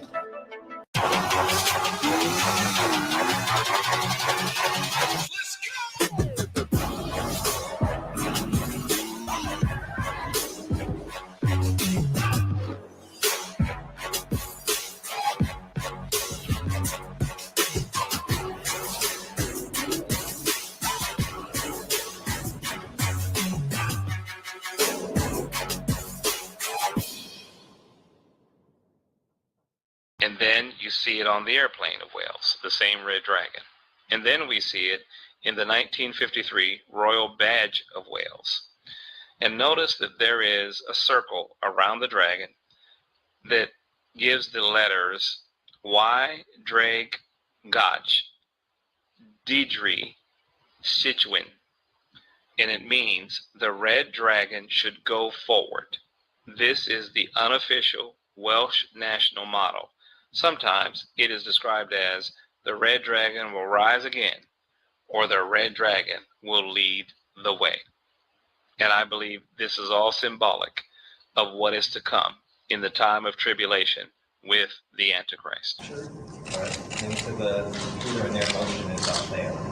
As an animation director, motion capture is amazing because it gives us the same creative control over camera and lens choices and movement that a live action director would have. From across South Africa, they come to mourn and honour the man who played a pivotal role in the fight against apartheid.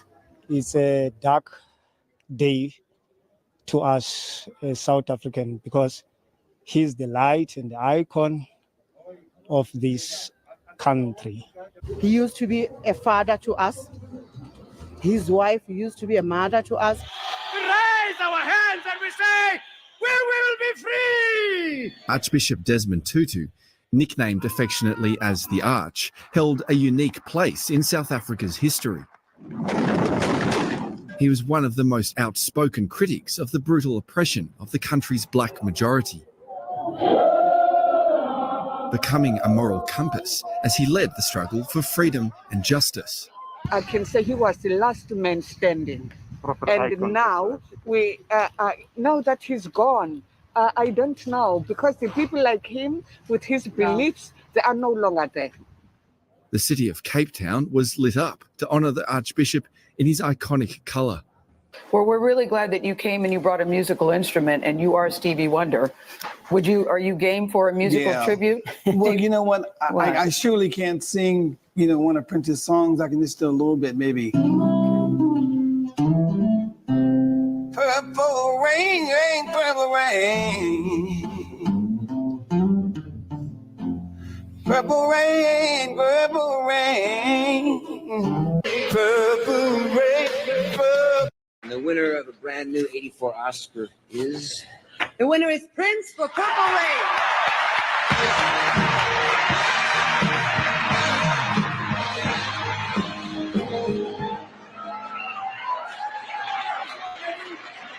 Thank you very much. This is Lisa, and this is Wendy. Hold it. This is very unbelievable. I could have never imagined this in my wildest dreams, and I would like to thank the Academy, Mr. Albert Magnoli, my manager Stephen, Bob, Joe, Bobby, Mark, and Matt, who couldn't be with us today, and most of all, God. Thank you very much. Thank you.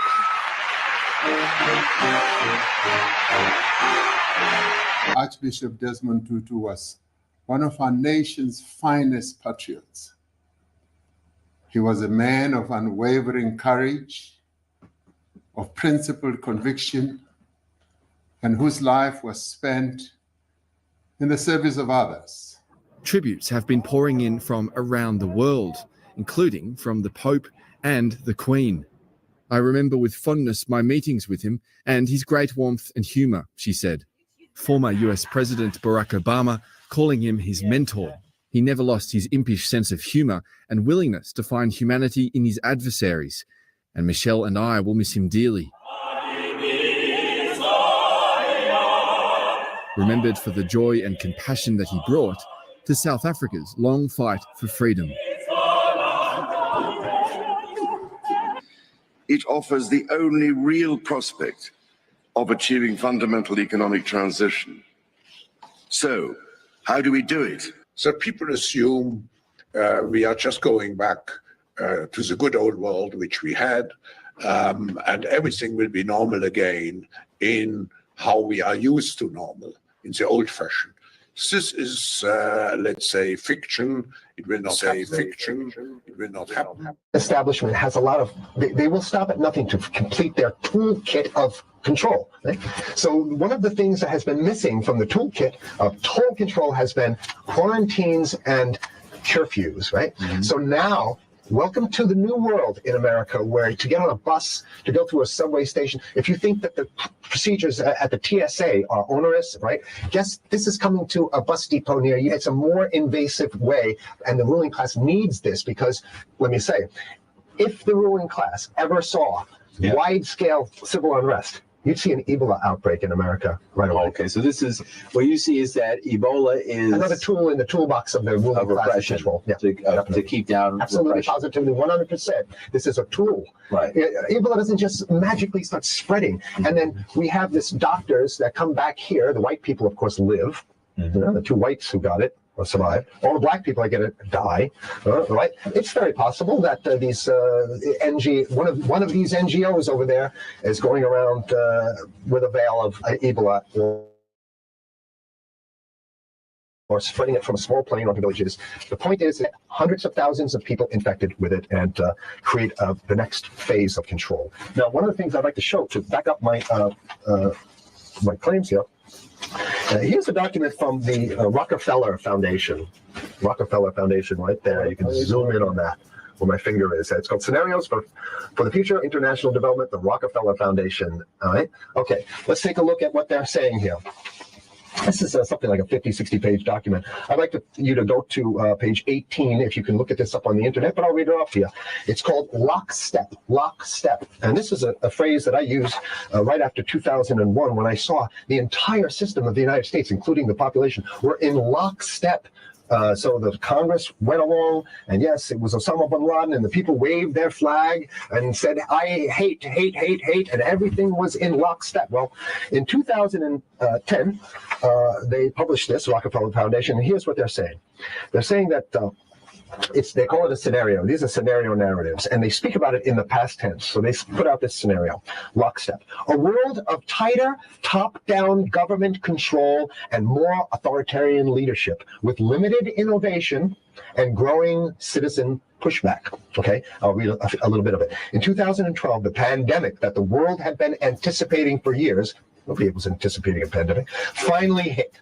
Unlike 2009's H1N1, this new influenza strain originating from wild geese, they use some scenario, but this is Ebola they're talking about. Even the most pandemic prepared nations were quickly overwhelmed when the virus streaked around the world, infecting nearly 20% of the global population and killing 8 million in just 7 months, the majority of them healthy young adults. The pandemic also had a deadly effect on economies. You can see the agenda. Just naked, raw, naked control agenda written down, and it's anybody's guess how this becomes effectuated in real life. So whether this is written specifically as marching orders or whether people take it upon themselves in the intelligence networks to say, okay, well, this has been produced, so this is the plan here. But these narratives have to be written in advance because the intelligence agencies don't know how to do these narratives. They need help. So these think tanks, they come up with these like Rand Corporation, Rockefeller Foundation. These are think tanks of death. They're not the think tanks. They're not there to find great ways to help people. Right? Okay. The pandemic also had a deadly effect on economics. International mobility of both people and goods screeched to a halt. Which is what they want. They want a completely isolated world, right? Debilitating industries like tourism and breaking global supply chains. Well, of course they want tourism stopped because they're not in the tourism business. And they want you at home in your house in front of the TV. Then they got you because once you watch the TV, they own your soul. Even locally. Wait a second, we're on television. I mean commercial television, let's say, national. Even locally, normally bustling shops and offices sat empty for months. Okay, so I love how they talk about it in the past tense in 2010. The pandemic blanketed the planet, though disproportionate numbers in Africa died. Southeast Asia and Central America, where the virus spread like wildfire. It sounds like the opening monologue of a disaster movie, right? Exactly. Now listen to, here's the good stuff now. But even in developed countries, containment was a challenge. Now here's this one. I love this one. The United States' initial policy of strongly discouraging, in quotation marks, strongly discouraging citizens from flying proved deadly in its leniency. So they're saying, that no, keep going. Read it. Proved deadly in its leniency. So they should have been tougher, right? Accelerating the spread of the virus, not just within the United States, but across borders. However, a few countries did fare better. China in particular. The Chinese government's quick imposition and enforcement of mandatory quarantine for all citizens, as well as its instant and near hermetic sealing off of all borders, saved millions of lives, stopping the spread of virus far earlier than in other countries. So the message is here is we have to look towards the Chinese, the oppressive totalitarian Chinese regime as an example of what we need to be doing here. And of course, the ruling class here loves the Chinese regime because they have demonstrated to the ruling class the most efficient form of capitalism, which is authoritarian capitalism. So we have capitalism, but unfortunately we have this veil. I get it. We have this veil of democracy. This is very interesting. This is continue on. Okay. China's government was not the only one that took extreme measures to protect its citizens from risk and exposure.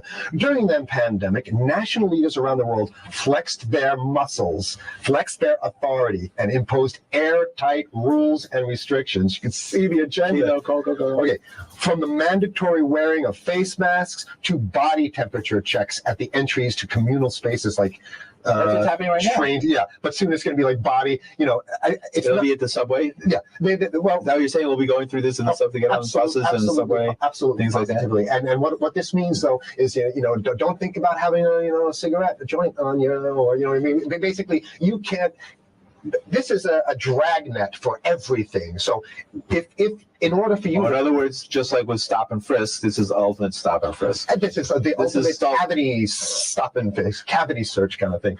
All right. So during the pandemic, national leaders were there, flex their authority. Now there's some good stuff. Listen to this.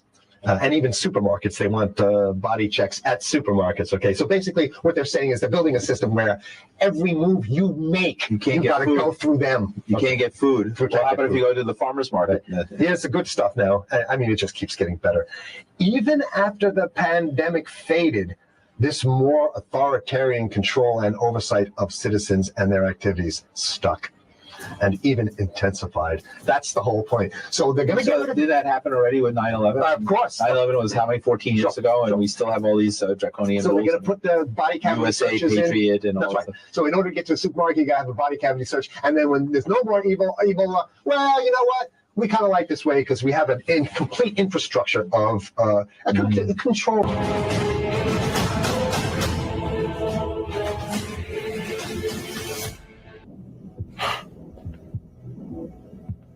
You definitely played Judas to bring down a false messiah, yes. And in return, power. And connections that would ensure the brightest of futures for you and Miss Murray. Join us, Mr. Harker. Help us to win this holy war once and for all.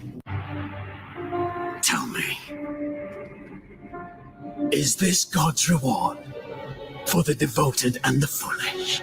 You are no fool, Gabriel. I am no longer Gabriel, woman. I am the dragon, Dracul. I am the Prince of Darkness. I am and will be forever a thorn in his side. That is my vengeance. In the Department of Defense, honorary awards are given to soldiers, sailors, airmen, Marines, and DoD civilians who perform in an outstanding manner and exhibit traits and qualities such as selfless service and dedication to the mission that enable the joint force to complete their mission and objectives in all environments. Each military branch has its own prestigious awards and time-honored traditions for recognizing excellence in service. The Chemical Corps Regimental Association recognizes dragon soldiers and civilians who have demonstrated the highest standard of integrity and moral character. an outstanding degree of professional competence, and have contributed to the promotion of the chemical corps in numerous ways over the course of their career. At this time, the Deputy Joint Program Executive Officer for Chemical, Biological, Radiological, and Nuclear Defense, Mr. Dan McCormick, will present Mr. Jack Wilson with the Honorable Order of the Dragon on behalf of the Chief of Chemical and Commandant of the U.S. Army Seaburn School, Brigadier General Darrell Hood. To all Dragon soldiers, greetings. Know ye that there appeared before the Chief of the Chemical a likely candidate for the Honorable Order of the Dragon. Be it known by all chemical soldiers that Jack Wilson has been accepted into the Order of the Dragon and is due all rights and privileges from this day forth. Be it further known that the Chief of the Chemical Corps confers upon this individual the Medal of the Order.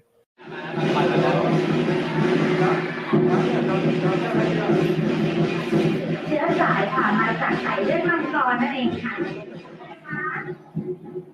ไฮโปโครนะคะไม่ได้เลยต้องคุกกี้มังกรนะคะที่มังกรต้องหาด้วยนะคะคือออเวสโดนั่นเองค่ะการที่มังกรทำหาด้วยด้านนี้นะคะเป็นการทำด้วยด้านนี้นะคะ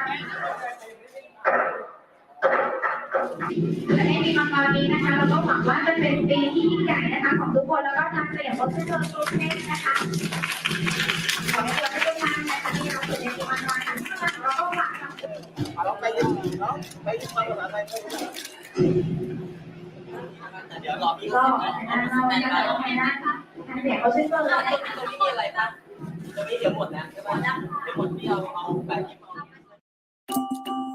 The tree of life also in the midst of the garden, and the tree of knowledge of good and evil. There are bloodlines that the Luciferian elite want to protect, and there are bloodlines that they want to destroy. The divine right to rule has been passed down through millennia, a seed line that winds its way to the modern monarchs, royal families, prime ministers, popes, and presidents. And the first came out red, all over like an hairy garment. They called his name Esau. The vast majority of these people, the descendants, the bloodline descendants of these beings, rule the world today, are not only related, the enmity between the seed lines, but have Rh negative blood. Maintain humanity under 500 million. The high-tech companies of the modern world. Okay, but why have these monolithic corporations that involve themselves purely in high science and technology using symbols from the scriptures, symbols from the ancient world, like the forbidden fruit? Of every tree of the garden thou mayest freely eat, but of the tree of the knowledge of good and evil thou shalt not eat of it.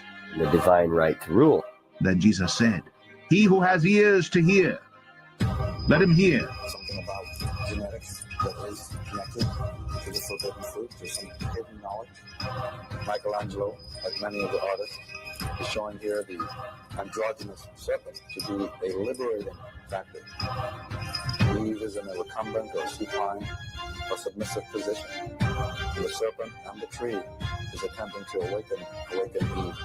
Many have concluded that Freemasonry's own description of itself is the best. Albert Pike. A peculiar system of morality, veiled in allegory, Adam Weishaupt, and illustrated by symbols. Today, we celebrate Freemasonry, its past, present, and future. Manly P. Hall.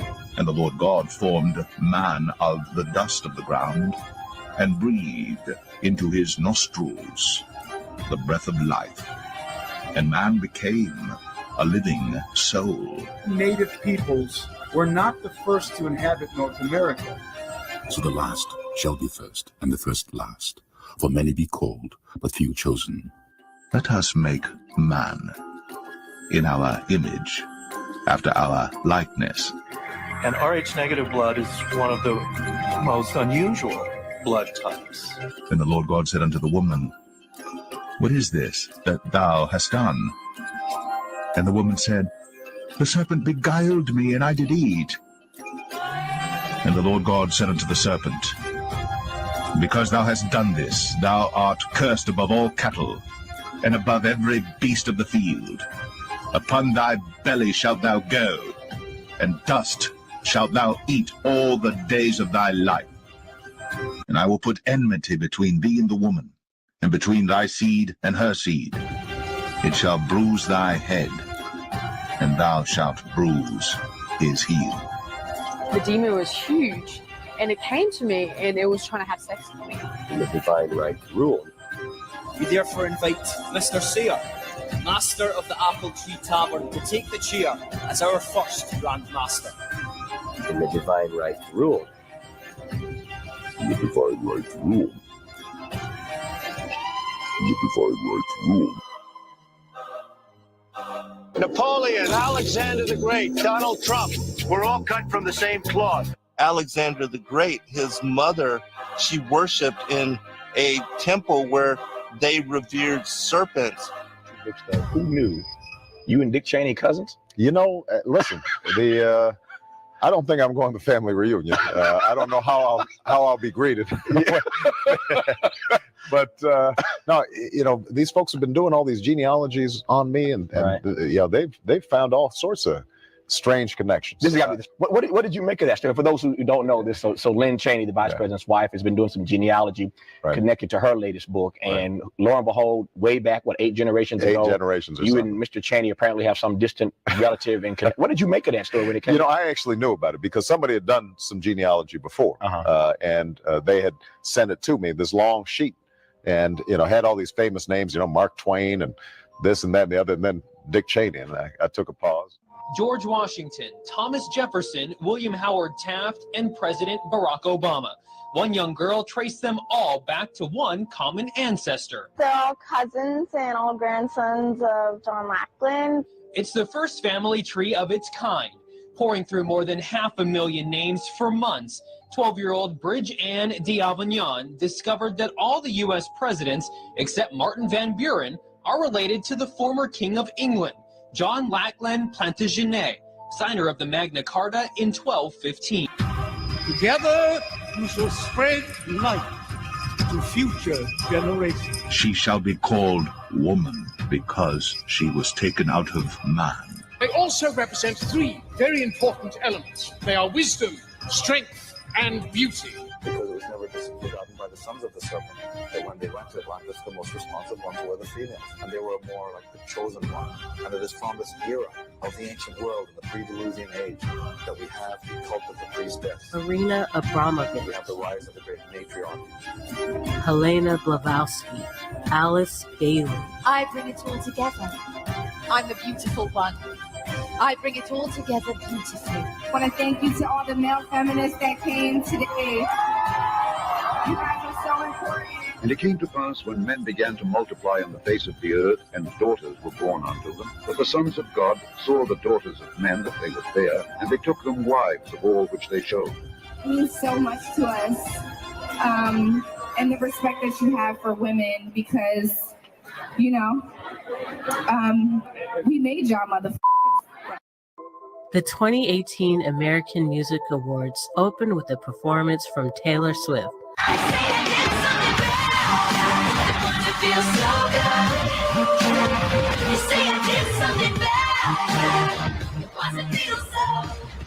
So the influential pop star proceeds to sing about how witches and women are being persecuted.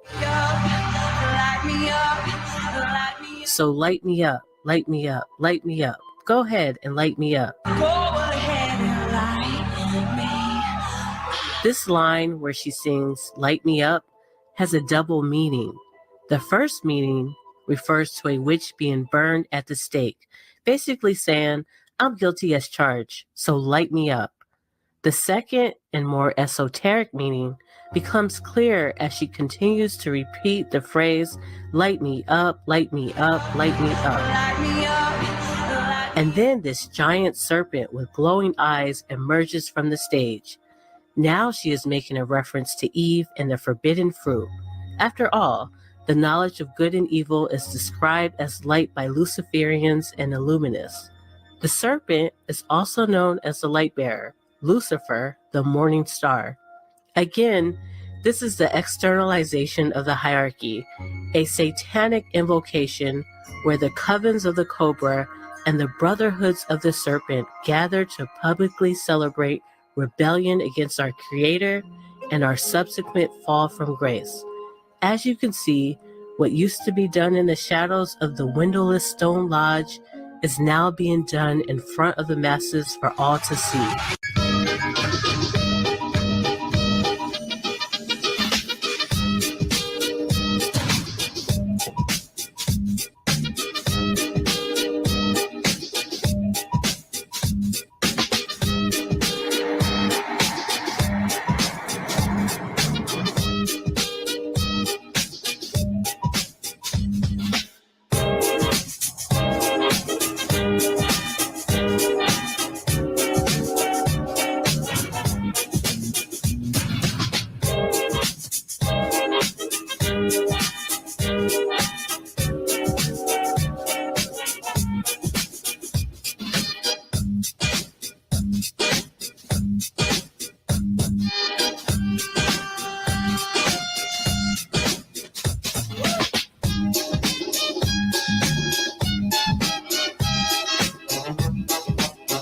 Prince William is back at his royal duties. The Duke of Cambridge stepped out on Wednesday to host an investiture ceremony at Windsor Castle, where he awarded medals to recipients being honored.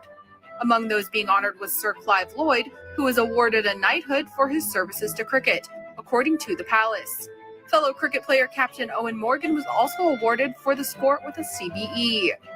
Others who were honored included rugby player Kevin Sinfield, snooker champion Rhian Avis, former jockey Ron Atkins, and fitness guru Derek Evans. Investitures are either hosted by Queen Elizabeth or another royal family member on her behalf.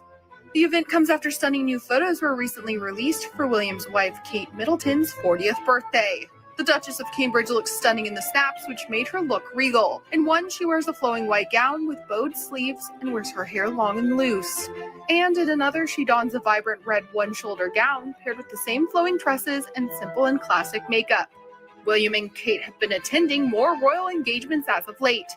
Access Hollywood recently spoke with DailyMail.com's Charlie Langston about how the Duke and Duchess of Cambridge are really stepping up to the plate and getting ready to one day take the throne.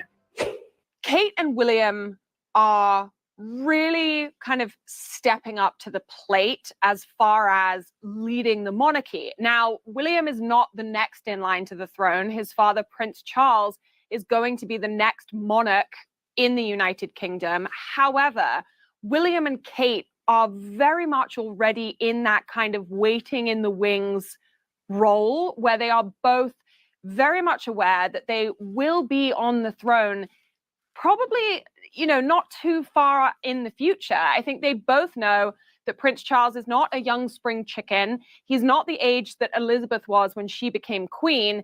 And I don't think anyone is expecting Prince Charles to sit on the throne for decades and decades to come.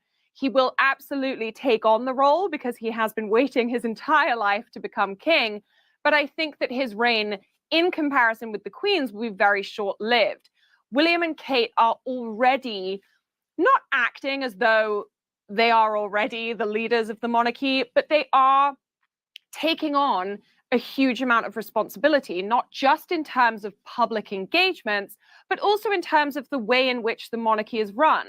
They're making small but very important changes, opening up the monarchy to a more modern point of view, not perhaps in a way that is noticeable every single day, but bit by bit, they have kind of helped the monarchy to evolve, to kind of embrace new traditions, and to kind of maintain the important heritage of the past, while also kind of saying, okay, a few of the things that we used to do are seen as being very stuffy. They are very stuffy. Here are ways where we can kind of maintain the tradition behind these things without making it appear as though we are completely ignorant to what the rest of the world is doing and how they're living. As you look in detail now at the seal of Prince Charles, the father, here's what you see in detail.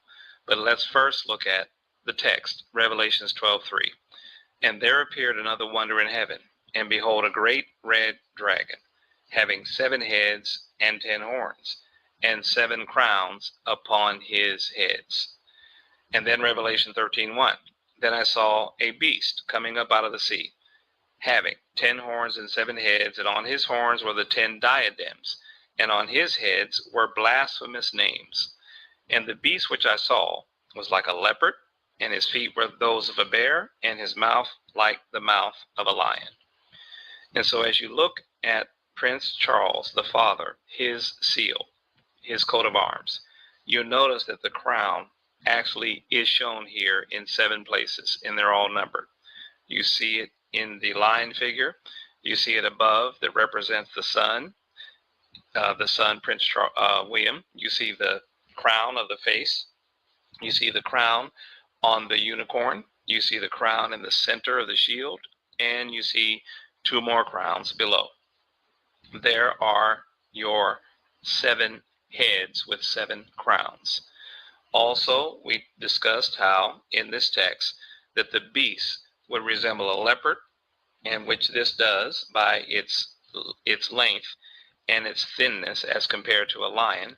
It has the feet of a bear, and if you look at the feet, those are bare feet, and it has the mouth as a lion, and it certainly has a lion's mouth. So let's focus on the lion, leopard, bear beast on the left. Notice there are 3 parallel horns on his neck, which are, in a manner of speaking, plucked out by the roots, which means turned upside down. Then come to the center photo. The helm, which is the face, has 7 curved bars or horns. These 7 horns, along with the 3 horns from the eldest son, lion, at the top, make a total of 10 horns in the head region. And from Daniel 7 verse 8, I considered the horns, and behold, there came up among them another little horn, before whom there were 3 of the first horns plucked up by the roots. And behold, in this horn were eyes like the eyes of a man, and a mouth speaking great things. So as you can see in the first 2 photos, we have numbered the 3 additional horns to the 7 that already existed in the previous slide. Now, let's take a look at the eyes of a man in the horn. Over on the next photo is the unicorn. In heraldry, the unicorn's eyes are round and black. There are no visible eye whites. Queen Elizabeth's heraldic unicorn is depicted just like that, no visible eye whites. But Charles's design, here shown, has the eyes shaped more like those of a human, with noticeable eye whites. Daniel 7:8. And behold, in this horn were eyes like the eyes of a man. Also in heraldry, this unicorn represents not only Scotland, but also a counterfeit Christ. Let's take it further. The unicorn of the prince. The constellation Monoceros, which is the unicorn, is in the winter's great triangle, as you see above in the skies, formed by the bright stars Betelgeuse, Sirius, and Procyon. Monoceros is on the celestial equator between Orion, which is where God comes through, and Hydra, which is where the dragon is. And it contains exactly 66 naked eye stars. Monoceros forms the square and the compasses. The square is at 90 degrees and the compasses at 55 degrees. In ancient Egypt, the plumb rule was called a merket. The merket was used in conjunction with a plumb line to measure the positions of stars and their corresponding positions on the ground in Egypt. Our winter sky is dominated by Orion, but the creature that is following him, tracking his every movement across the celestial sphere, mimicking him, is Monoceros, the unicorn. And who does the unicorn represent? Prince Charles and Prince William. In the photo to the left, which is a hieroglyph, the horn of Monoceros points to the silver gate of man. And Enki, who is in this hieroglyph, is stepping in the direction of where the unicorn horn is pointing. And you see his foot on top of the unicorn horn. And he has a bird in his hand. The bird is the constellation Corvus, Latin for raven or crow. It sits on the tail of Hydra, the sea dragon, as you can see above. And it includes 11 stars visible to the naked eye. It belonged to Apollo, that is the bird. Apollo, the god of light, which the Bible calls Apollyon, the destroyer. Enki is the one of the four gods known as the Anunnaki, who were Sumerians. Anunnaki were associated with the Nephilim giants of the Bible. And then up above, his left foot is on the horn of the unicorn, as if he is rising up from the unicorn out of the waters. The ancients believed that the Milky Way was the celestial river in the heavens, and Monoceros is on the celestial equator of the Milky Way. The UN headquarters has its own security force, fire department, and postal administration that even issues its own stamps. The notion of UN headquarters being a city within a city reminds me of how the Vatican is also a city within Rome. I like to refer to this as a nested city or fractal structure. I was fascinated to discover that the Italian government donated an Arnaldo Pomodoro sphere-within-sphere sculpture to the UN in 1991. The golden ball beautifully represents the concept of a city within a city. The internal structures seem to me like buildings and streets on the inner surfaces of the spheres. I'm intrigued because I've seen 3 other similar sculptures in locations significant to my research. Pomodoro made a series of 6 spheres within spheres scattered around the world.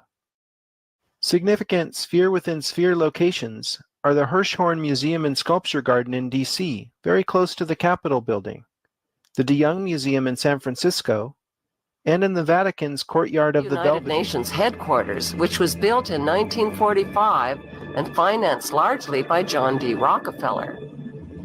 Inside UN headquarters is an ominous meditation room. The custodian of the meditation room is Lucis Trust Company. At one time, the Lucis Trust was located at 666 United Nations Plaza and was formerly named Lucifer Publishing Company. The Rockefeller-funded UN meditation room is 33 feet long and 18 feet wide. 18 feet is 6 plus 6 plus 6. The small, dimly lit, windowless room was built in the shape of a pyramid that is laying on its side. At the center of the room is a 4-foot-high, black, casket-shaped stone slab which weighs 6.5 tons and is extremely magnetic and rests on a concrete pillar. The pillar descends beneath the floor into the bedrock and taps into the Earth's hyperdimensional energies to induce a state of altered consciousness. Not far from the meditation room is the United Nations Security Council chamber. This is the emergency room of the UN, where the world leaders meet when there is a threat to peace. They decide the fate of nations. Even though Israel has over 200 uninspected nuclear weapons and has violated dozens of resolutions, no sanctions are ever imposed because of the United States' veto powers. Notice the giant mural that towers over the Security Council room. The central focus of the UN mural is the phoenix bird that has risen. The phoenix bird is a symbol of Lucifer. Egyptians believed that the phoenix symbolized a god who rose to heaven in the form of a morning star like Lucifer after his fire immolation of death and rebirth. Notice that the phoenix bird is not standing above his own ashes. He is standing above his old skin. Like a snake, he has shed his old skin and is revealing himself as God at the center of the mural. At the top left, there is a church steeple without a cross. The missing cross symbolizes the death of Christianity. Below, a woman receives the rays of the sun god, while the man in front of her plays Pan's flute. To their right are 2 pyramid symbols and people joined together by a long blue serpent-like cloth. Below the risen phoenix, a sword is driven through a dragon beast. This represents the killing of old beliefs and religions that depicted Lucifer as a beast. The New World religion worships him as beautiful. Behind the phoenix, the ghostly figures of the walking dead are stepping into a void. They symbolize depopulation.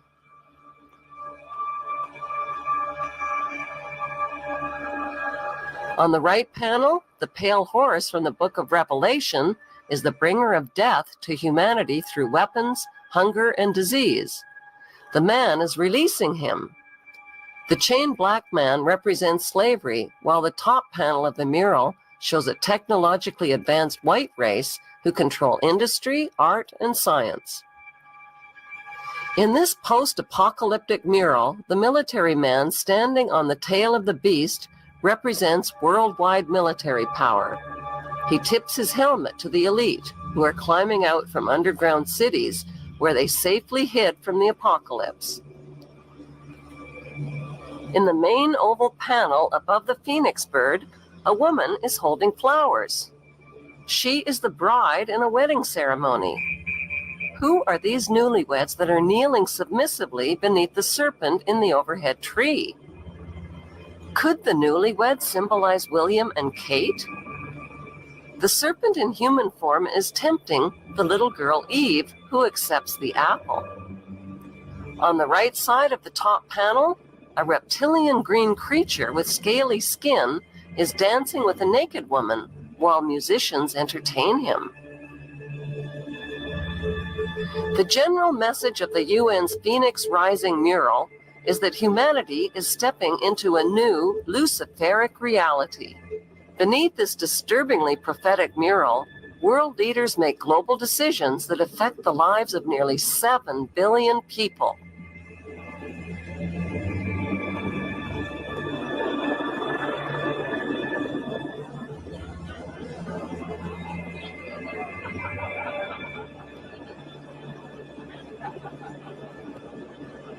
What's hard for most people to grasp is that our elected government leaders are involved in an apocalyptic scheme to enslave the masses under a world government dictatorship.